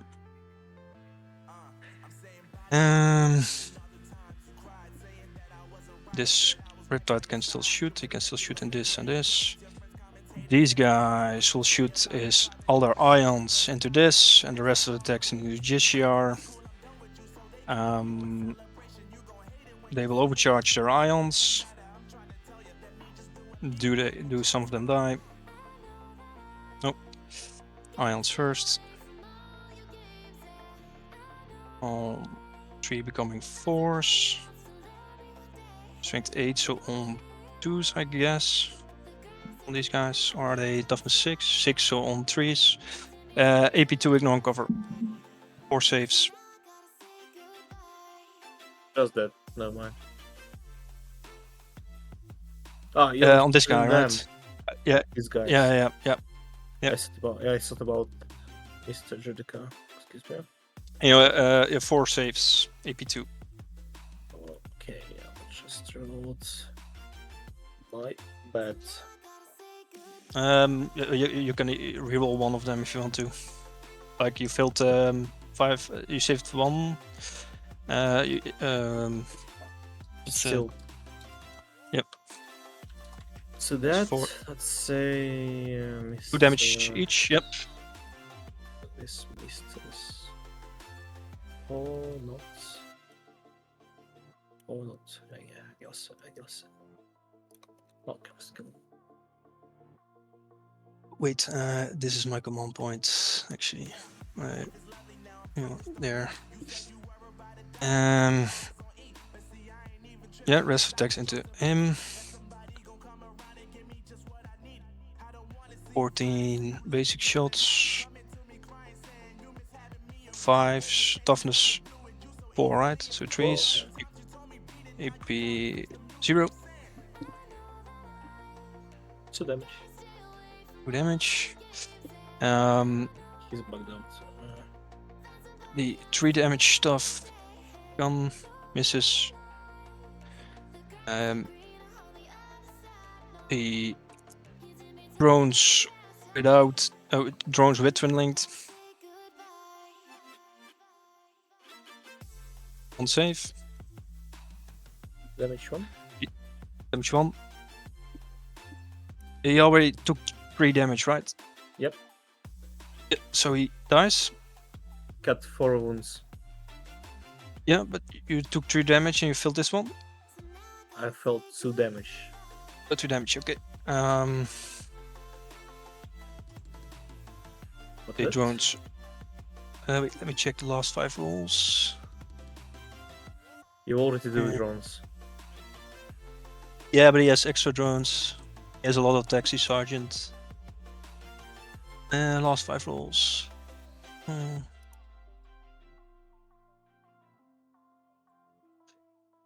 I think you rolled 1, 1, 2, 4. Oh yeah, okay, yeah. Okay, drones without twin linked. Hippie Hunter going on a tangent about almost the safe. stream earlier. He's Warhammer's Oh. way to de-stress. Yep. Everyone, people constantly complain about the game, but barely play it or insufferable. Yeah, Friday. I don't disagree. I also think I think I don't. You basically have this. The people who complain about the game and don't play are like, come on, man. Like, I get it. Yes, 1 Um, left. I think that Warhammer Getting is large. it is Yeah. to miniature gaming like Marvel movies are to cinema, right? It's like it's kind of lowest common denominator stuff, and it Is does this guy shot impact yet? the entire I don't industry. believe So so. I do think that there is relevant No. complaints to make if No. you don't participate So in the this game. guy will shoot everything into this and is indirect into this. You know, because it essentially So that affects becomes This and everyone indirect in this. to some extent, right? Uh, First indirect. Your moderator sends this word tingling. Three on save on the Judiciary. Did you moderate anyone? I didn't even pay attention. I dice. wasn't even looking. And Which I guess makes you a No, terrible of moderator, the but I don't know. real I shots don't have to the fucking look time of to dudes. read every ones. chat message. But Let's see still. like I do think it. Yeah, there's valid criticisms made for the Nope. game. The part that I don't like is when people Missile are drones and I was on kind of fours, explicit about on this. the ones, When people are seven, like, so on trees, um, ignore on cover. I only participate in one aspect of the hobby, right? I only like to read the lore. It's Then and let's this be guy real, will shoot it's it almost to him. entirely people who are lore purists. He will right? overcharge as you take damage. But Yes. if you aren't like an expert, failed 2 hazardous checks on Riptide Battlesuit so far. And Freakman side. More If you aren't an expert in the lore, right, in that aspect of it, on the ones. you aren't like six a saves. real fan, like quote unquote, right? You aren't a real fan. You're like, brother, This lonely guy. you participate on what is probably He does. like the I don't know, like in terms of the actual game and the components of the game. charge. Anyway. It's probably like the least. Like I don't have any. I don't know. I don't know what to try to say. I don't want to make it sound like I'm Two. dismissing all the people who Let's like say the lore. I think the lore target is for great. And 5. people, it's For like totally 1, valid for for people to 3. enjoy it, right? But it's also like it's the least like important aspect That's when it comes to the actual survivable of the IP. I guess LTP. you like the miniatures of the tabletop game actually drives revenue for the thing. Without those, the lore wouldn't exist. There would be no reason for the lore to exist. And so people who are like, well, if those are the things you like, then you're not a real fan. You're like, okay, Do man. it for free. You're like, it's Find like, CP back. I don't know. It just sounds so Nope. childish, I guess, Right. is what I have to say. It feels totally, I don't know. It's not very valid criticism, I suppose. Secondaries. Tempt me and drink. Tempt me. The chaos player moderator Yes, lets this people one. talk shit. Fair enough. Rhino. Ergobat's like, I moderate on my own Yes. time. It's fine. for 5 minutes. Funny that the only part of the hobby that you mostly do Suro has the weirdest purists. Yeah, I guess that's yeah, not wrong. It definitely it's also it's like probably it has the most like the cringiest elements, I guess, too. Like if you were to be like a super dork, like cringe lord who thinks that like I don't know, fucking polished black boots are really cool, if you know what I'm saying. It's certainly the aspect of the hobby that is the most conducive to that, right? Very few people are gonna look at the tabletop game and be like, I identify with this politically. And the same goes for the modeling community. The modeling community is like, very milquetoast, which I think is appropriate for it. We should really keep ganging up, against the real enemy is me, bro. I'm in. You want to make me the bad guy of the hobby? Let's do it. I won't lie that I kind of free CP, and I don't do this anymore. But at the very beginning of my sort of YouTube trajectory, I did a little bit of that, a little bit of healing, like HEEL. You know what I mean? Okay. Where I sort of intentionally was very spicy. In a lot of my takes, and part of it was like I was a little upset because like I sort of blamed Warhammer for a lot of stuff in the tabletop gaming industry, and I was like, it's crazy that this game's like so shit. It wasn't 8th edition; it was fucking disaster. But it has so many people that play it. And I kind of wanted to like point out a bunch of the reasons it was really bad. But obviously, like, it's not a very productive way to do things. And clearly, all we have to do is make a video that gets like, 60,000 views in a day that just complains about Games Workshop's game design, and they'll fix it, apparently. So, I don't know. I feel like we've come full circle, and now we're actively improving the game, which is... a much better spot to be in. I'm much happier now than I was back then, for sure. Like this. Can I see something? Yes, I can't. Villain arc tactical the terror tortoise. Tactical terrorize. That's me. Opening. It's time to start my villain era. Move for sure. Don't be the bot question. I'll do it. Had a very red nose earlier. So I have a condition called rosacea, chats. It's a vasodilating of the facial blood vessels. I will be. And it makes my nose very red.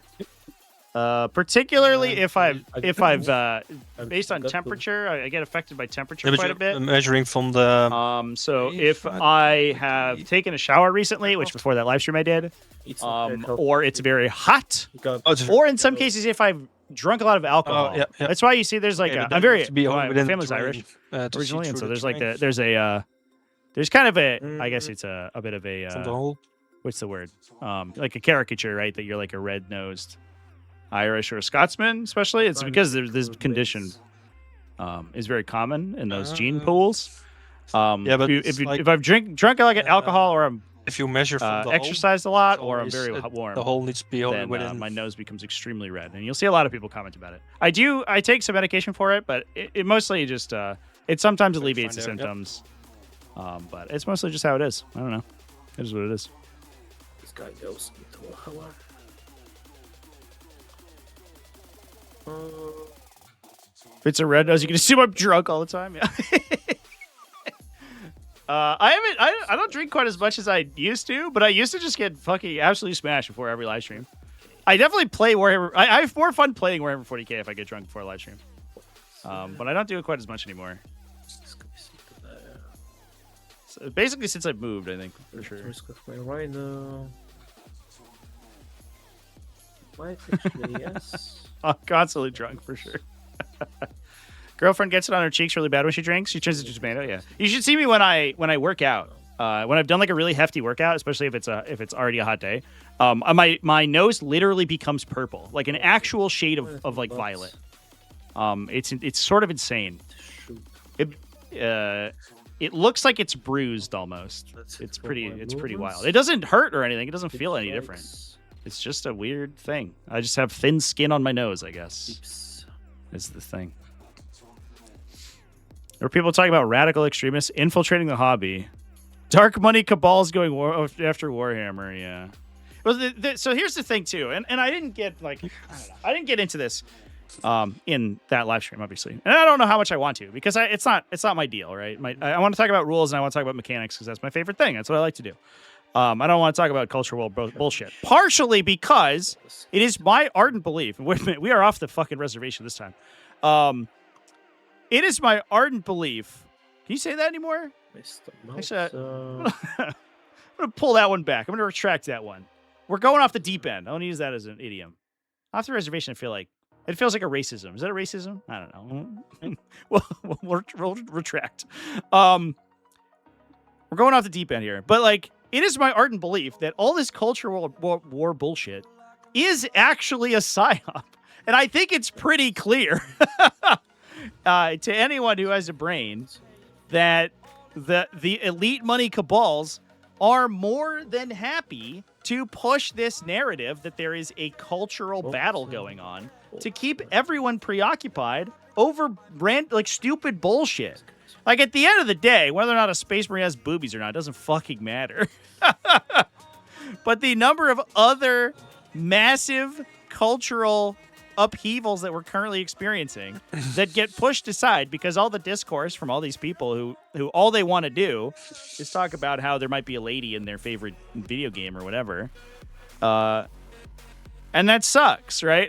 And realistically, the people who they think, that they're blaming for doing that are actually the people who are encouraging this discourse so that we can, we basically get brigaded into infighting each other. It's a real like us versus them kind of deal, and it feels very, very apparent to me that there is literally are literally people who profit off of the community, like the entire community. And I use that broadly. I don't mean necessarily the 40K community. I mean society as a whole, becoming preoccupied with cancel culture, woke stuff, gender identity, Whereas,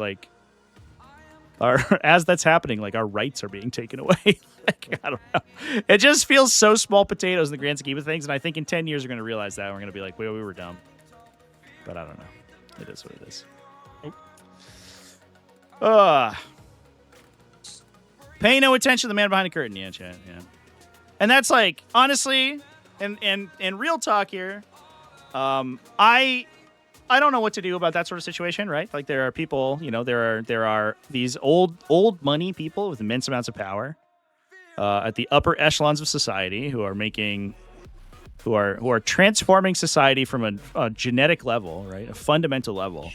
And I can't do anything. I don't know what I'm going to do about it, beyond becoming a revolutionary, I guess, and do a terrorism or something, which I'm clearly not going to do. And so, I don't know, dwelling on it does feel a little bit like it just makes me sad. And I don't really want to do that. So I spend a lot of my time playing fun games that I think are neat and talking about cool game mechanics. Maybe I'm burying my head in the sand, I don't know. But I also think that it's important to recognize that, what is actually happening and not engaging in this grand distraction.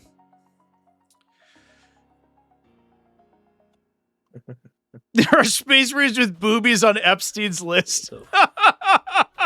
Oh my god. What army do the upper echelon people play? Eldar. 100%.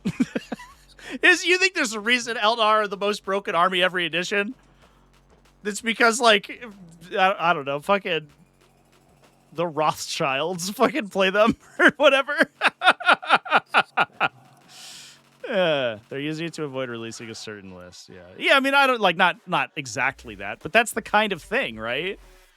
Where it's there's actual evil occurring in our society, but it's what's more important is complaining about critical race theory. Okay, whatever, man. Something like this. Let's start with. They're imperial dogs, of course. From the striking, so Riptide.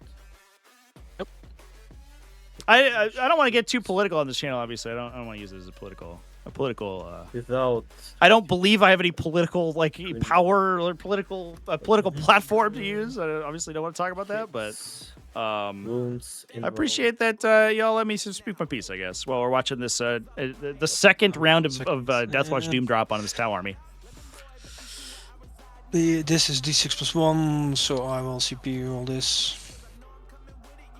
Just want to enjoy the grimdark world. Fuss over the favorite characters you've adopted as your kids.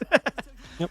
He's on 5 wounds. Instead of dwelling on real life stuff, your defense mechanisms retreat. Yeah, and that's what I feel like it should be, right? And that's why I think inclusivity is an important thing. You know, I think that these fantasy worlds are a good escape for people who are not mentally prepared to deal with the challenges of real life.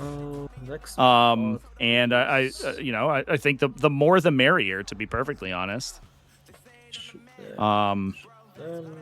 So yeah, I don't know, chat, but I think that there is actual, there's like money behind becoming a culture warrior for one side or another, and so people are incentivized to do it. Maybe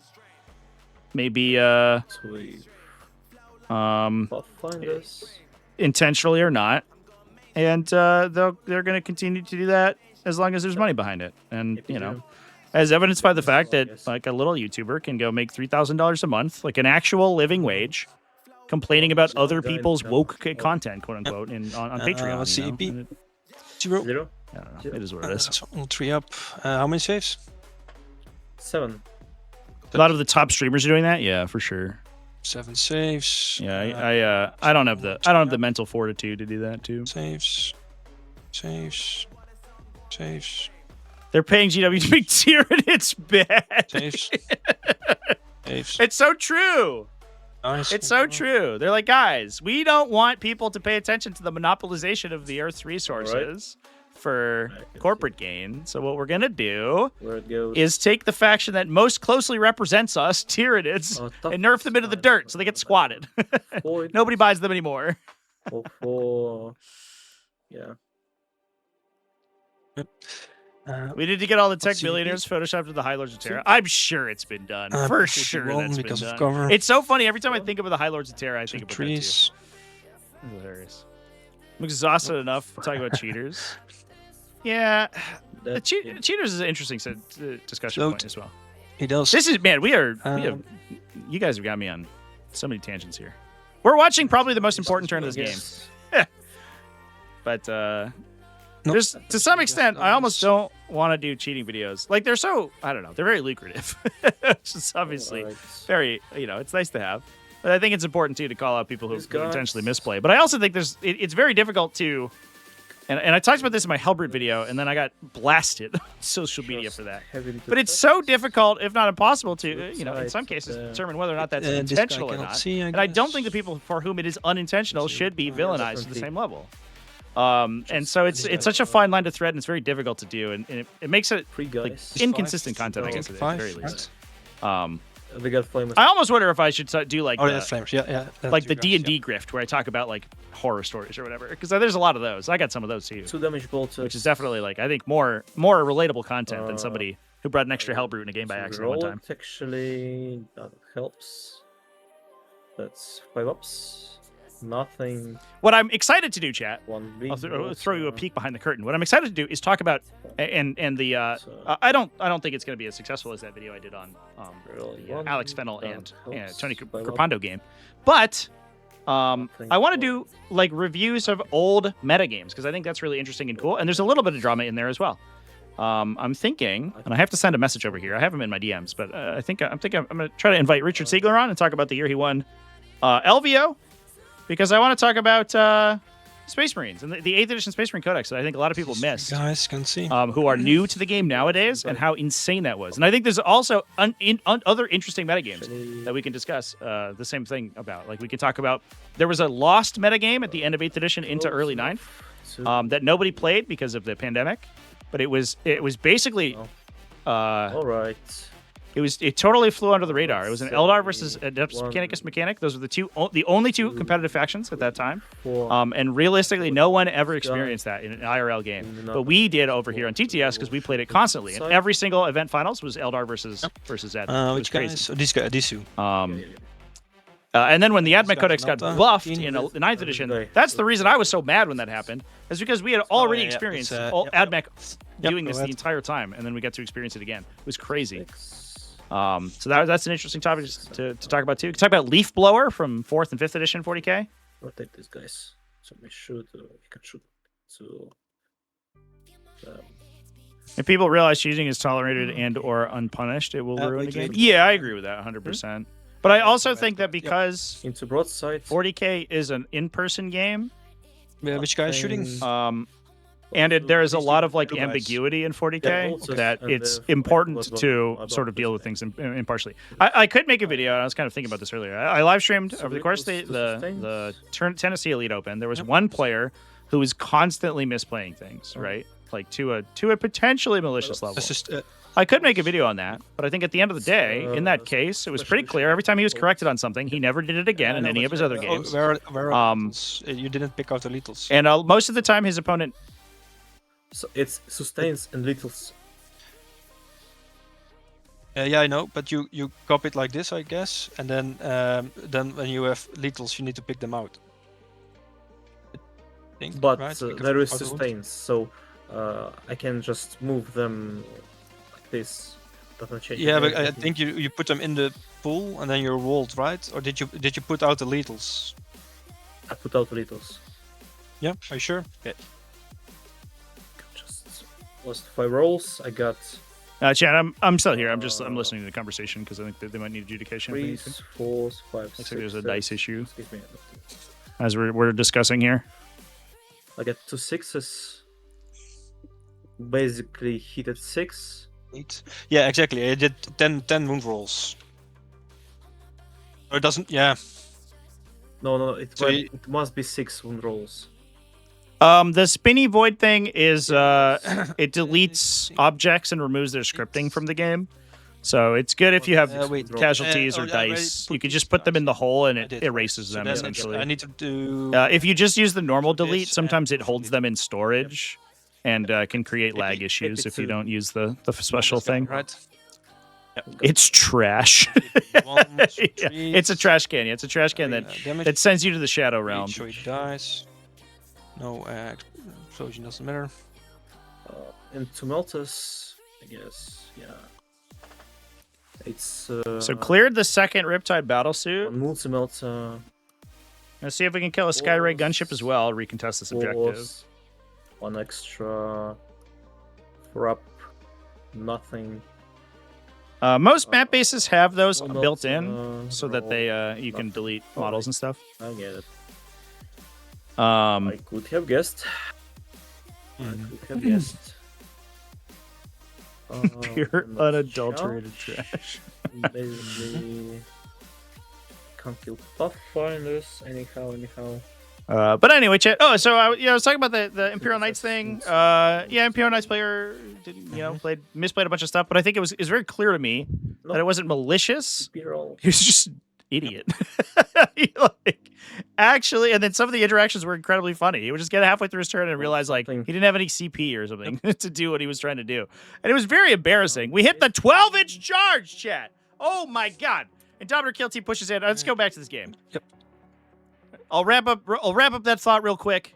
I didn't feel it could have been a situation where we could throw somebody under the rug, but I didn't feel it's a situation where it was necessary because it felt like something that was pure incompetence rather than malicious behavior. And I don't necessarily want to villainize everyone for incompetence because I think everyone's culpable of that in the 40k community. That's what I have to say. I think everyone's played in a game or an event or a tournament or a one turn or something where they just fuck up a bunch of stuff and they just play poorly. And I think that's totally fine. Everyone can do that. It should be corrected to reestablish the game state, but nobody should be villainized over it. So I decided I wasn't going to do any content about it. Competence is what it's channeling inner trivia of the boxcars charge.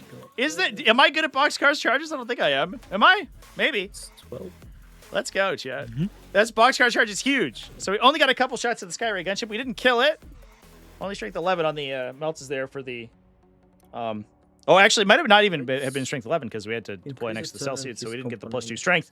But hitting the charge here means we're probably going to pick up that Sky Ray gunship. We have the captain in here as well, which is going to help quite a bit. 7-inch charge out of the Inquisitor's unit is not going to do it. We do have a Deathwatch kill team there. It's going to be able to charge in. We're going to see a reroll. I don't mind Pathfinders actually. So 2 minutes into Stealths. One of the easiest games to get things wrong in. Yeah, for sure. Yeah, probably. From a rules perspective, probably one of the most difficult and convoluted tabletop miniature games of all time. Might even be one of the harder tabletop miniature games to play well, to be honest, because you have to keep so much in mind. You do not have to worry about heroic intervention for that guy. Dadlooker's low on time here, so we're going to make it. Speaking of mistakes, you do not have to worry about heroic intervention. That's a tank. You cannot heroically intervene. That's a good example of exactly what we're talking about here. Oh, They're fine. Okay, and that's it. I'll strike up here. This is top of round 4. Only 8 minutes left for Datlooker, but if he can resolve this round quickly, he'll have another turn to do stuff next turn, which is all he will need. Yeah. He is down 14 points going into bottom of 5, but if he can clear out his opponent and stop them from getting the big score end of the game, he might be able to be to reclaim things, be in a good spot.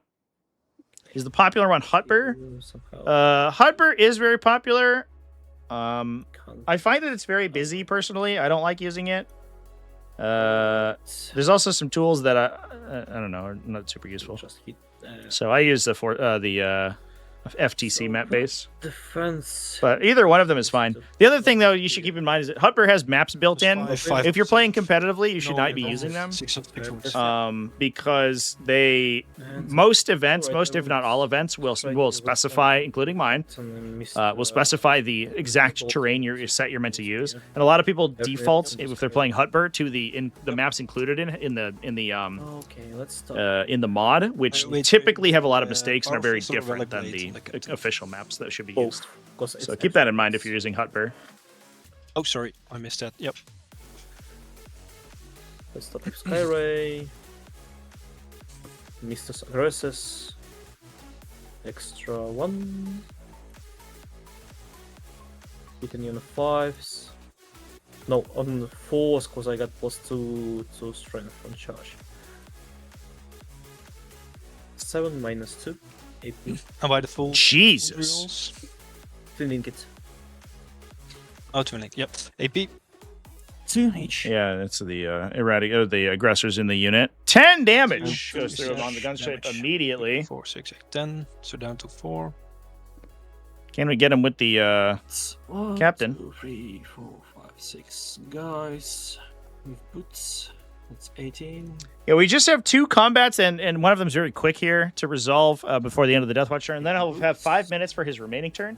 I think Datlooker will be good on time if not very close. You just won't be able to make any super complex game actions from the end of the game here. And I have noticed Deathwatch is an army that is susceptible to clocking pretty well, because even though it has few units, those units are individually very complex, and uppy-downy effects where you teleport around tend to take a long time. Oh, no, AP. Yeah, then he's on live on 1 month. Yeah, that's funny. Yeah, no, it's top of 4, chat. Yeah, if it was turn 3, I'd be way more. Wait, what? For sure. Tax? Yeah. It is top of 4. We are finished outside battle round 3. Top. That's basically 8 damage. Yep, he dies. Ah! Killed the Lone Spear, but the Sky Ray's on 1, chat! No! Self to Lives on 1. I can't believe it. Gonna have to go towards the Sky Ray gunship. Not sure that we can engage the Riptide battlesuit. Not that it really matters, because the Riptide can fall back and shoot. Although he'll just he has to fly, so he can just fly away. Oh, yeah. Unless he fails his battle shock check. I'll shoot at the fallback. Exactly. Can you press escape real quick? How far away is he from the 2 inches? I guess I can pull myself 2 inch, yeah. down up there. Yeah, 2 inch, yeah. Yeah, we've got plenty of space. 3 We've got plenty of space. 3 inch. Wait 1 second, this guy was standing here. That doesn't really matter. This guy has fallback and shoot. Still, you need to pull back. Yeah, that's I'm true. going to pause real quick here while his opponent asks for the clarification. Okay, this guy's mighty 9 attacks. Oh wait. Yeah. Excuse me. Oh, no. Luck is on 7 1s and 2s to hit. He's not even a Two. clear the stealth battlesuit team at the center here. Oops. He is going to score his points, but man, that sucks. It's He even kills Alright. one. He doesn't even kill a model. You're going to eat the just damage on the stupid. shield drone model. It just stupid. Dat Looker has been so unlucky this game. So he's more like Dat Unlucker because the number of things that have gone slightly not his way has been crazy. And I do some funny stuff here.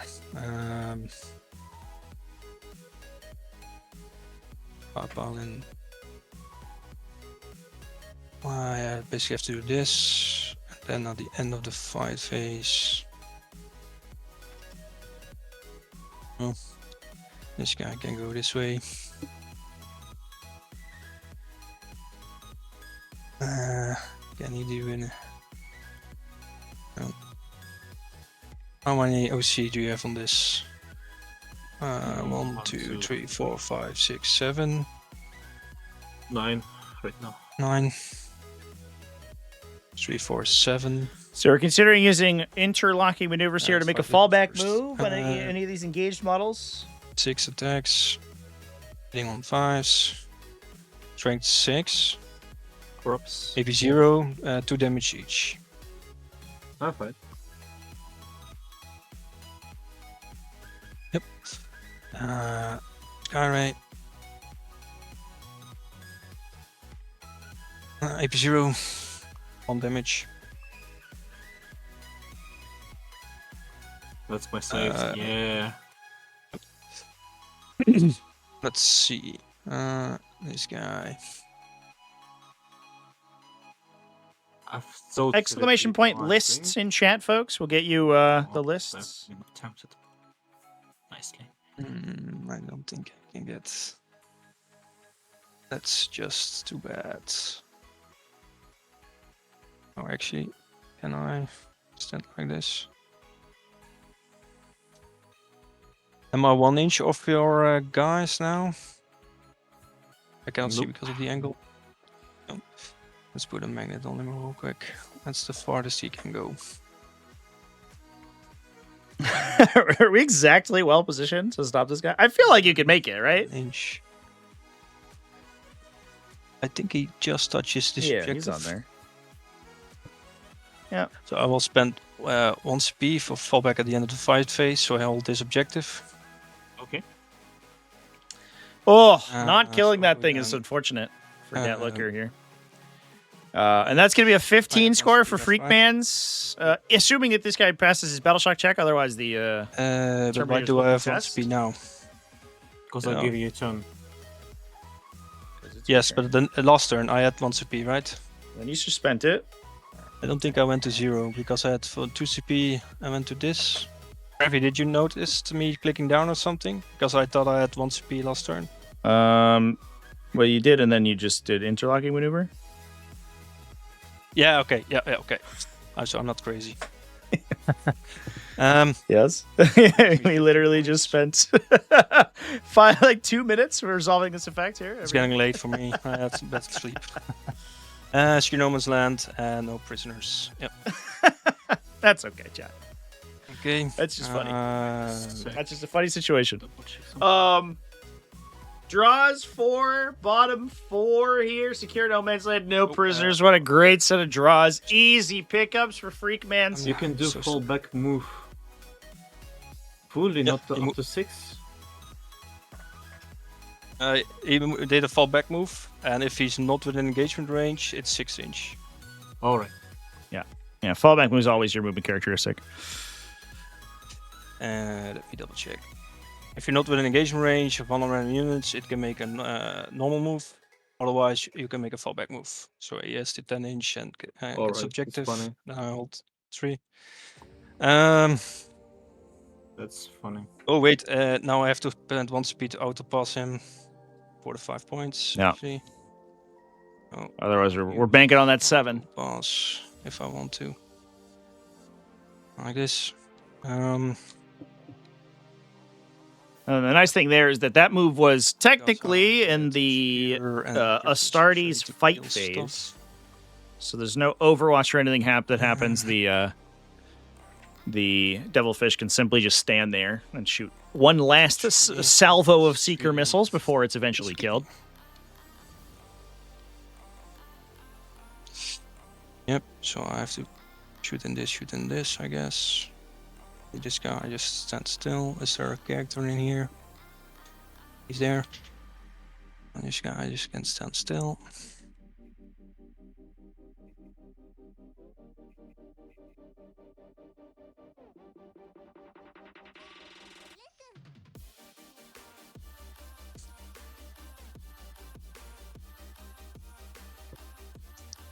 So hit, and then next turn you score 5. Oh wait, you had to bring it down. For 4, and tempting target 5. Yep. If I get secure, it's 5. Kill 1, that's 2. If you score 5, 5, yeah. Okay.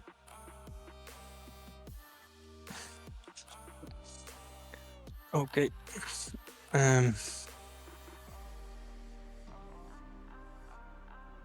Toughness 3. Let's kill this guy. Just. Yep. So you move 5. What if I just stand still? I'll be hitting all trees. And then again, please move 5. So that will be a 9-inch. Anyway, if you don't pick them up, so they can stand still and profit from the heavy.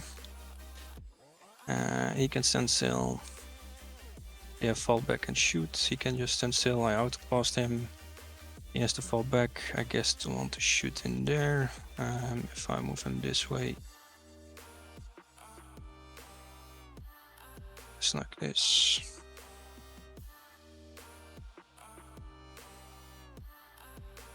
Any reactive moves, right? Nope. On I will Overwatch, I guess. Mr. Upside. I guess I have been criticizing Gatlucker a little bit for his CP economy here, but he does have 4 going into bottom 5 here, bottom 4, excuse me. And so he could just like drop random Overwatches wherever he wants, which seems pretty reasonable. Yeah. What's most likely Nid's kit for 11th edition? Inside the terrain, so that's one. It'll be like I don't know, some sort of like a base like scenic pack of just Tyranid casualties for Primaris lieutenants to get put on their bases. 18. I think that's probably the only release they'll get, hopefully. Yeah, so it's one less Melta. Do you want to overwatch him? Still, I want to.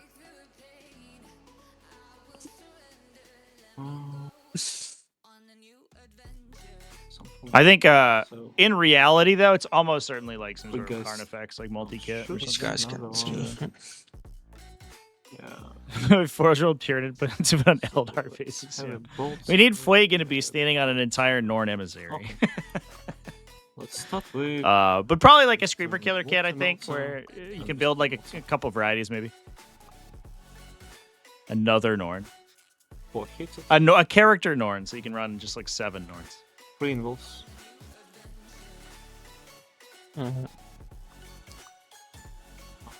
Yep. Both got multi range, so 8. Yep. 2, 3.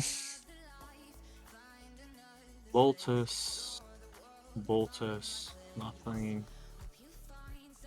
Oh, okay. Carnifex? Yeah, well, I mean, this new Screamer Killer, I think, is the Carnifex of the future. I think they axed the old Carnifex kit and they turned it into like a variety of Screamer Killers that are have different weapon options. It's kind of what I'm feeling will happen. Because we used to have like the Screamer Killer, the Thornback, and the other one I forget. Which were all just like kind of sort of builds out of the Carnifex kit, but they were all sort of. They were kind of different varieties. Which guy is shooting? Aggressors still. You got small. No one wanted the Thornback. It's so true. Oh, yep. That guy was the redheaded stepchild. Swinging kick. 2 AP0. So strength? 6. 6k. Saves. Jesus. Mr. Captain. Nothing. Alright, that's it. You go down from 4 to 3? Or did you already click down? I haven't. Nope. So, to 3. Okay, this guy is standing there. I'll pause this. Anyone knows what the brouhaha is regarding AOS? Not as popular as 40k. If anyone knows if GW's backing off of the line. These guys. How do they see any rules updates for Pretty it? much a lot. It seems like they put their focus on one game at a time, and I think 40k is getting a bunch of releases recently. But I also I believe that the most recent edition of AOS is like wildly unpopular. And it feels to me like the player base has shrunk quite a bit from the previous edition. I don't know that for sure, but I have seen sort of a dearth of events and event results and things. Also these 3 extra. Remember seeing Carnifex with Source Sign Space Marine 2? Yeah, the funny thing about the Carnifexes in Space Marine 2, it's more badass than any Carnifex you'd see on the tabletop. At least it's last edition. Yes. Last edition Carnifexes were hype as fuck. But now edition Carnifexes are like the equivalent of a Sentinel. They're like these little babies, which is pretty wild. In fairness, they're probably a match for a single Space Marine. That makes canonical sense. Less so the death bugs that they've been portrayed as. These guys stand still, profiting from heavy. This guy can shoot. This guy can shoot. Guess it's just fine if I kill these dudes. This guy shoot in there. Shoot in there. I guess. Actually, do I just want to? This is a pretty wild board state for round 4. Both players pretty low on time, and we're about to be we basically need to be taking game actions at this stage. Nobody really has the time to push through here. I already hold this. You already did Overwatch, so if I just do this, and I hold this and this objective, which gives me pure for 5, and if I kill on, I get 2 more points. And I guess this guy will Make Carnifexes great again? Dude, I'm so in. 100%. I liked playing Screamer Killer. I played this fun list that was like... Yeah. Yes, can play schematically right now was slower for me. There is no chance of winning. Just finding my... Yeah, I might get a talk out here so towards the end of the game here. Cut into this. How They are many going, how much time do they have a clock? It's 90 yes. minutes apiece at the start, yeah. It includes guy will cut setup, as however. well. So it's 90 minutes for all the game, Do 100% this. of your game actions.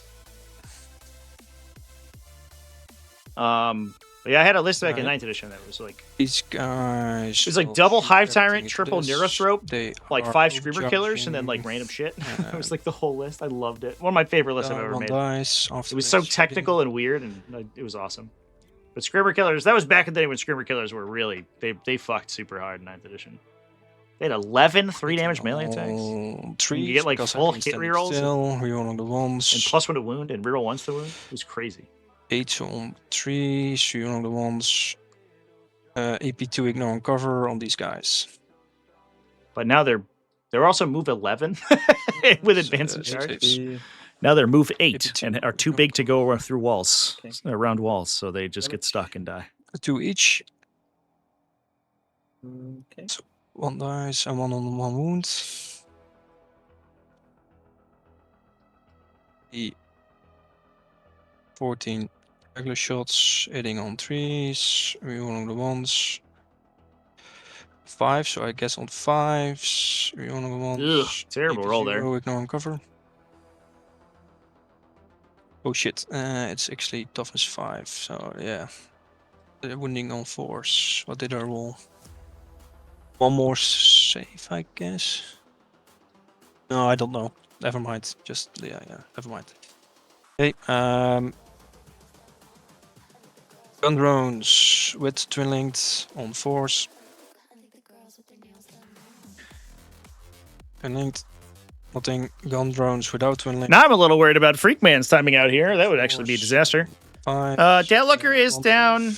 Ignore cover. I don't know if Freakman's can lose here, but there is a potential. And then the strength 6. So He's up 25. If he gets blanked out next turn, 1. and his no, and he I guess That's all them shots. if he doesn't score his no prisoners, he probably he could lose. If he scores out this guy 4 on no should prisoners, have then he's probably in a good spot. first to burst. What happens if you time out? You can't take any more voluntary game actions, so you can't like move models or declare attacks and stuff like that. You basically just roll saves and battle shock checks, and if you have any victory points you score passively, then you would get that. So you score for holding objectives, and you score for like being in stable quarters or whatever. But you aren't able to move anything or anything. It takes 1, and then the pick. It's strength 14 twin linked. AP3 ignoring cover on these guys.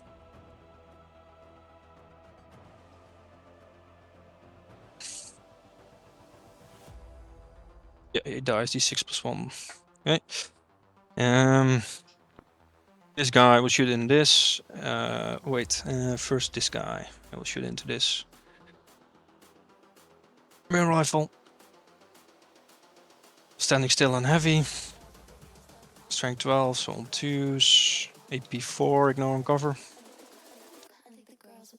You got Mockelites on This. Scary?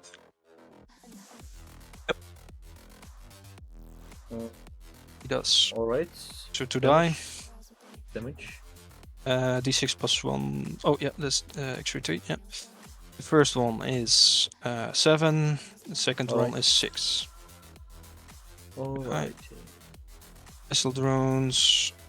7, so on 3s. 2 more AP1. Two damage. SMS. Once. 5. What's your toughness? 6. Twin linked. 2 saves. AP0, ignoring cover. 2 saves. Alright. Fine. Yep. This guy will shoot just into this. He's not overcharging. He ignores modifiers.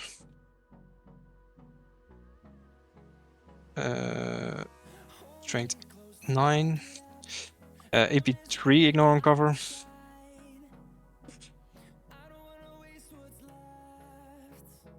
Three more die.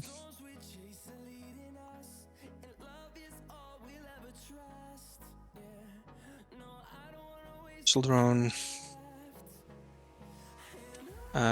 3 more. AP0, AP1 ignoring cover. Takes 2 damage. SMS. Did I do SMS? I guess you haven't. 2 more. AP0 ignoring cover. I did SMS on this guy, I think. Fine. Now this guy can shoot 1, 2, 6. Yeah, let's do this. Let's try to battle shock this. On force, because that's the one guiding. 1 AP1. You do get cover on this guy. Do you? Still No. 6. Not- Doesn't matter. Yep. Big guns. 1 native reroll. Strength 14, so 1 save. AP3. The wounded guy dies. That means you need to battle shock.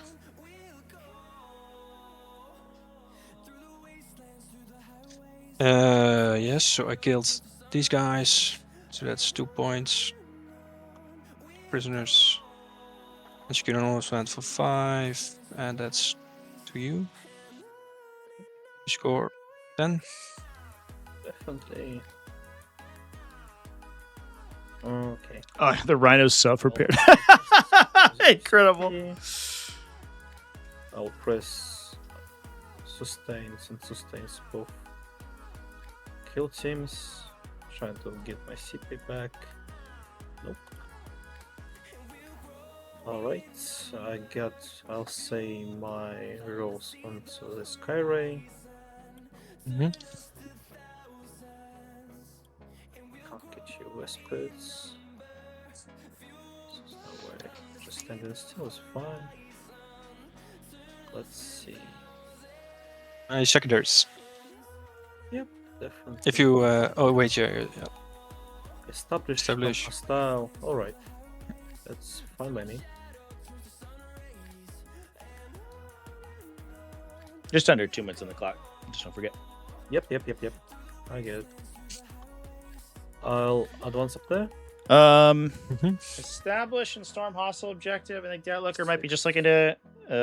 He can grab storm hostile just by running dudes onto the center here, and then establish locus. I guess. Did he bring stuff into reserve? Advance and charge, right, for 1 speed. I'll give him assault. So. Oh, assault, yeah. Basically, yeah. Need to find a way to do establish locus. This guy. The problem is I don't think he's going to be able to clear enough. Go into my shooty face. Enough points to prevent the win here. So storm is completed. Establish. I don't know where you get established. 2. Fuck me. It goes down to 1. Alright. Rhino. Boltus. Oh. And let's say. Hunter Killer. Start with Hunter Killer. Hits it. Equipped it. Excuse me. Wounded. No explosion. Yes. He does. Riptide dies. 1 second. These guys. We killed the Riptide with the Skyray blowing up. Let's go. Stealth If suits. it works, chat. For 3. One That's dies. incredible. Guy dies. That's and very this funny. Basically, that looker would have to guys. construct a situation where Freakman's could not score at all, and with even with that, I think with his secondary draws that were not good enough, he could score on the Rhino. if he was able to hold down 3 objectives and score 1. 15 at the start of his turn. The Riptide be up to does 64. Riptide explode.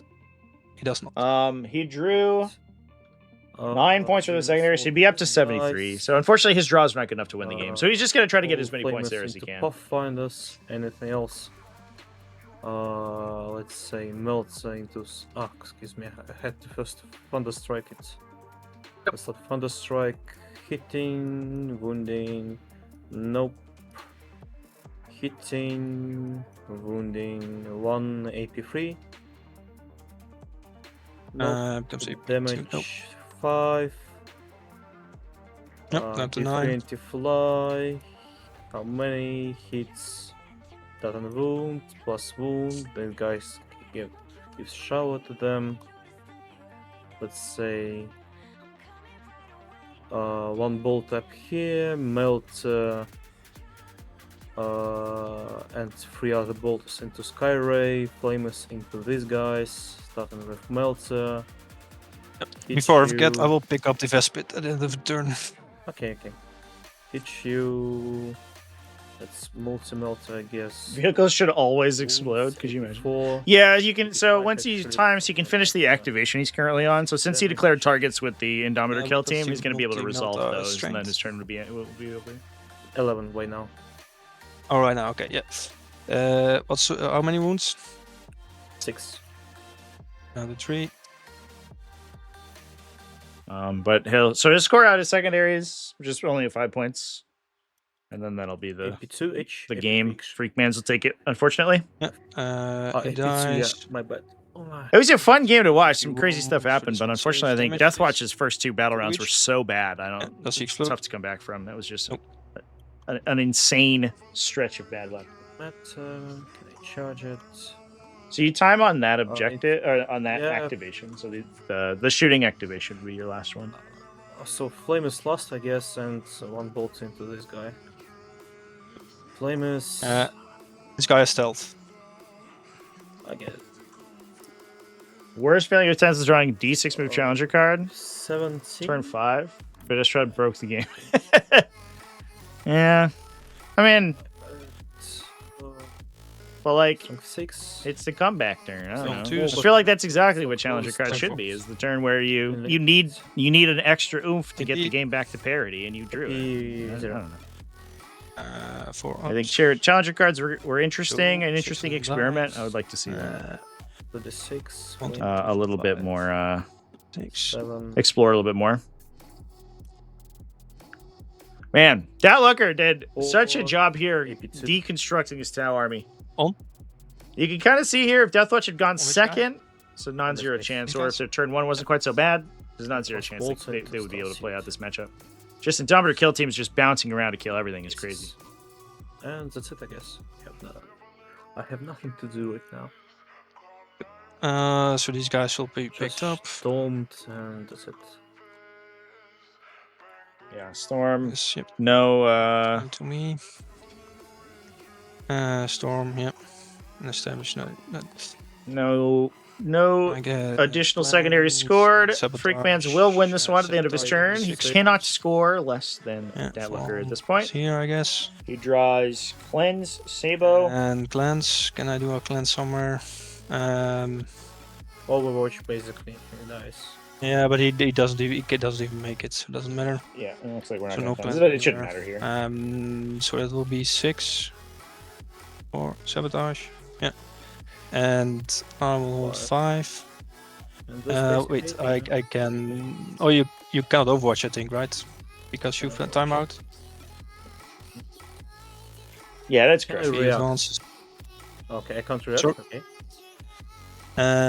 So it's a 9. So I just CP for 1. And have you battle shocked him? Does he battle shock? He does. So that's Nice. Yeah. So doesn't even matter. Yeah. So this will be the final score. Thanks for the game. Thank you. I just failed all my rolls when I needed. Yeah, your luck early game was so atrocious. It was crazy. Like, This- whole pack not killing rampages with sustained hits. Like, wow. Yeah. And then you rolled like just a little bit too far to be able to end the charge in area denial, so that you had to kill them, and then Yeah. you did it by And one. When Terminators charged these guys, like, 2 hits. Yeah, Thanks. yeah, they missed 7 times. That was insane. And then, of course, the turn that you set up for the fight first heroic intervention, the rampages on the other side roll exactly enough not to walk into it. It was just so crazy. That was so And I- crazy. Actually, I blocked myself from a safe heroic up there. Yeah, if you we were sort of talking about that too. But obviously, it's hard. The whole movement phase beforehand to see that coming. I have to stay still maybe with Indominator because I teleported anyway. So Right. Yeah. It's a nice position to be in to give yourself more movement the next turn, but like 90% of the time you're not going to need it anyway. So you almost might as well to keep the thing clear. yep.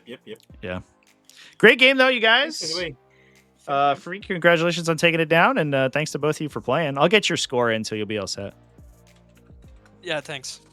thanks. Thanks for the fun game. See you guys in Same, the next same. spot. Yeah, I'll see you guys around. Have a good rest of your evening. Yeah. Thanks. We have a night, by Bye. the way. Yeah. Yeah, of course. Yeah. Good rest of your morning, maybe. Thanks. Good Cheers. Guys. Cheers. All right, chat. That is it for us today. What a game! That was fun. That was a fun one, chat. I will become the server host. You know what? I will. Thanks for indulging in my political talk earlier. Obviously, not something I expect to do on the channel in the future. But every once in a while, something to talk about. With that, folks, we're going to go ahead and wrap things up here today. I'm going to be live tomorrow, 2 p.m. U.S. Eastern Time, about the same time. I'm going to be playing in a pod finals. I'm up against Kid Africa, who's running Chaos Knights with my Warpbane Task Force Grey Knights. I don't know if I could kill Chaos Knights with Grey Knights. Grey Knights perennially bad into heavy armor, but maybe we're fast enough. I don't know. We have to do some weird rapid ingress plays with the Grandmaster Nemesis Dread Knights and stuff. I don't know. We'll see how it goes. With that, chat, I'm going to go ahead and go raiding here. Let's see who's live.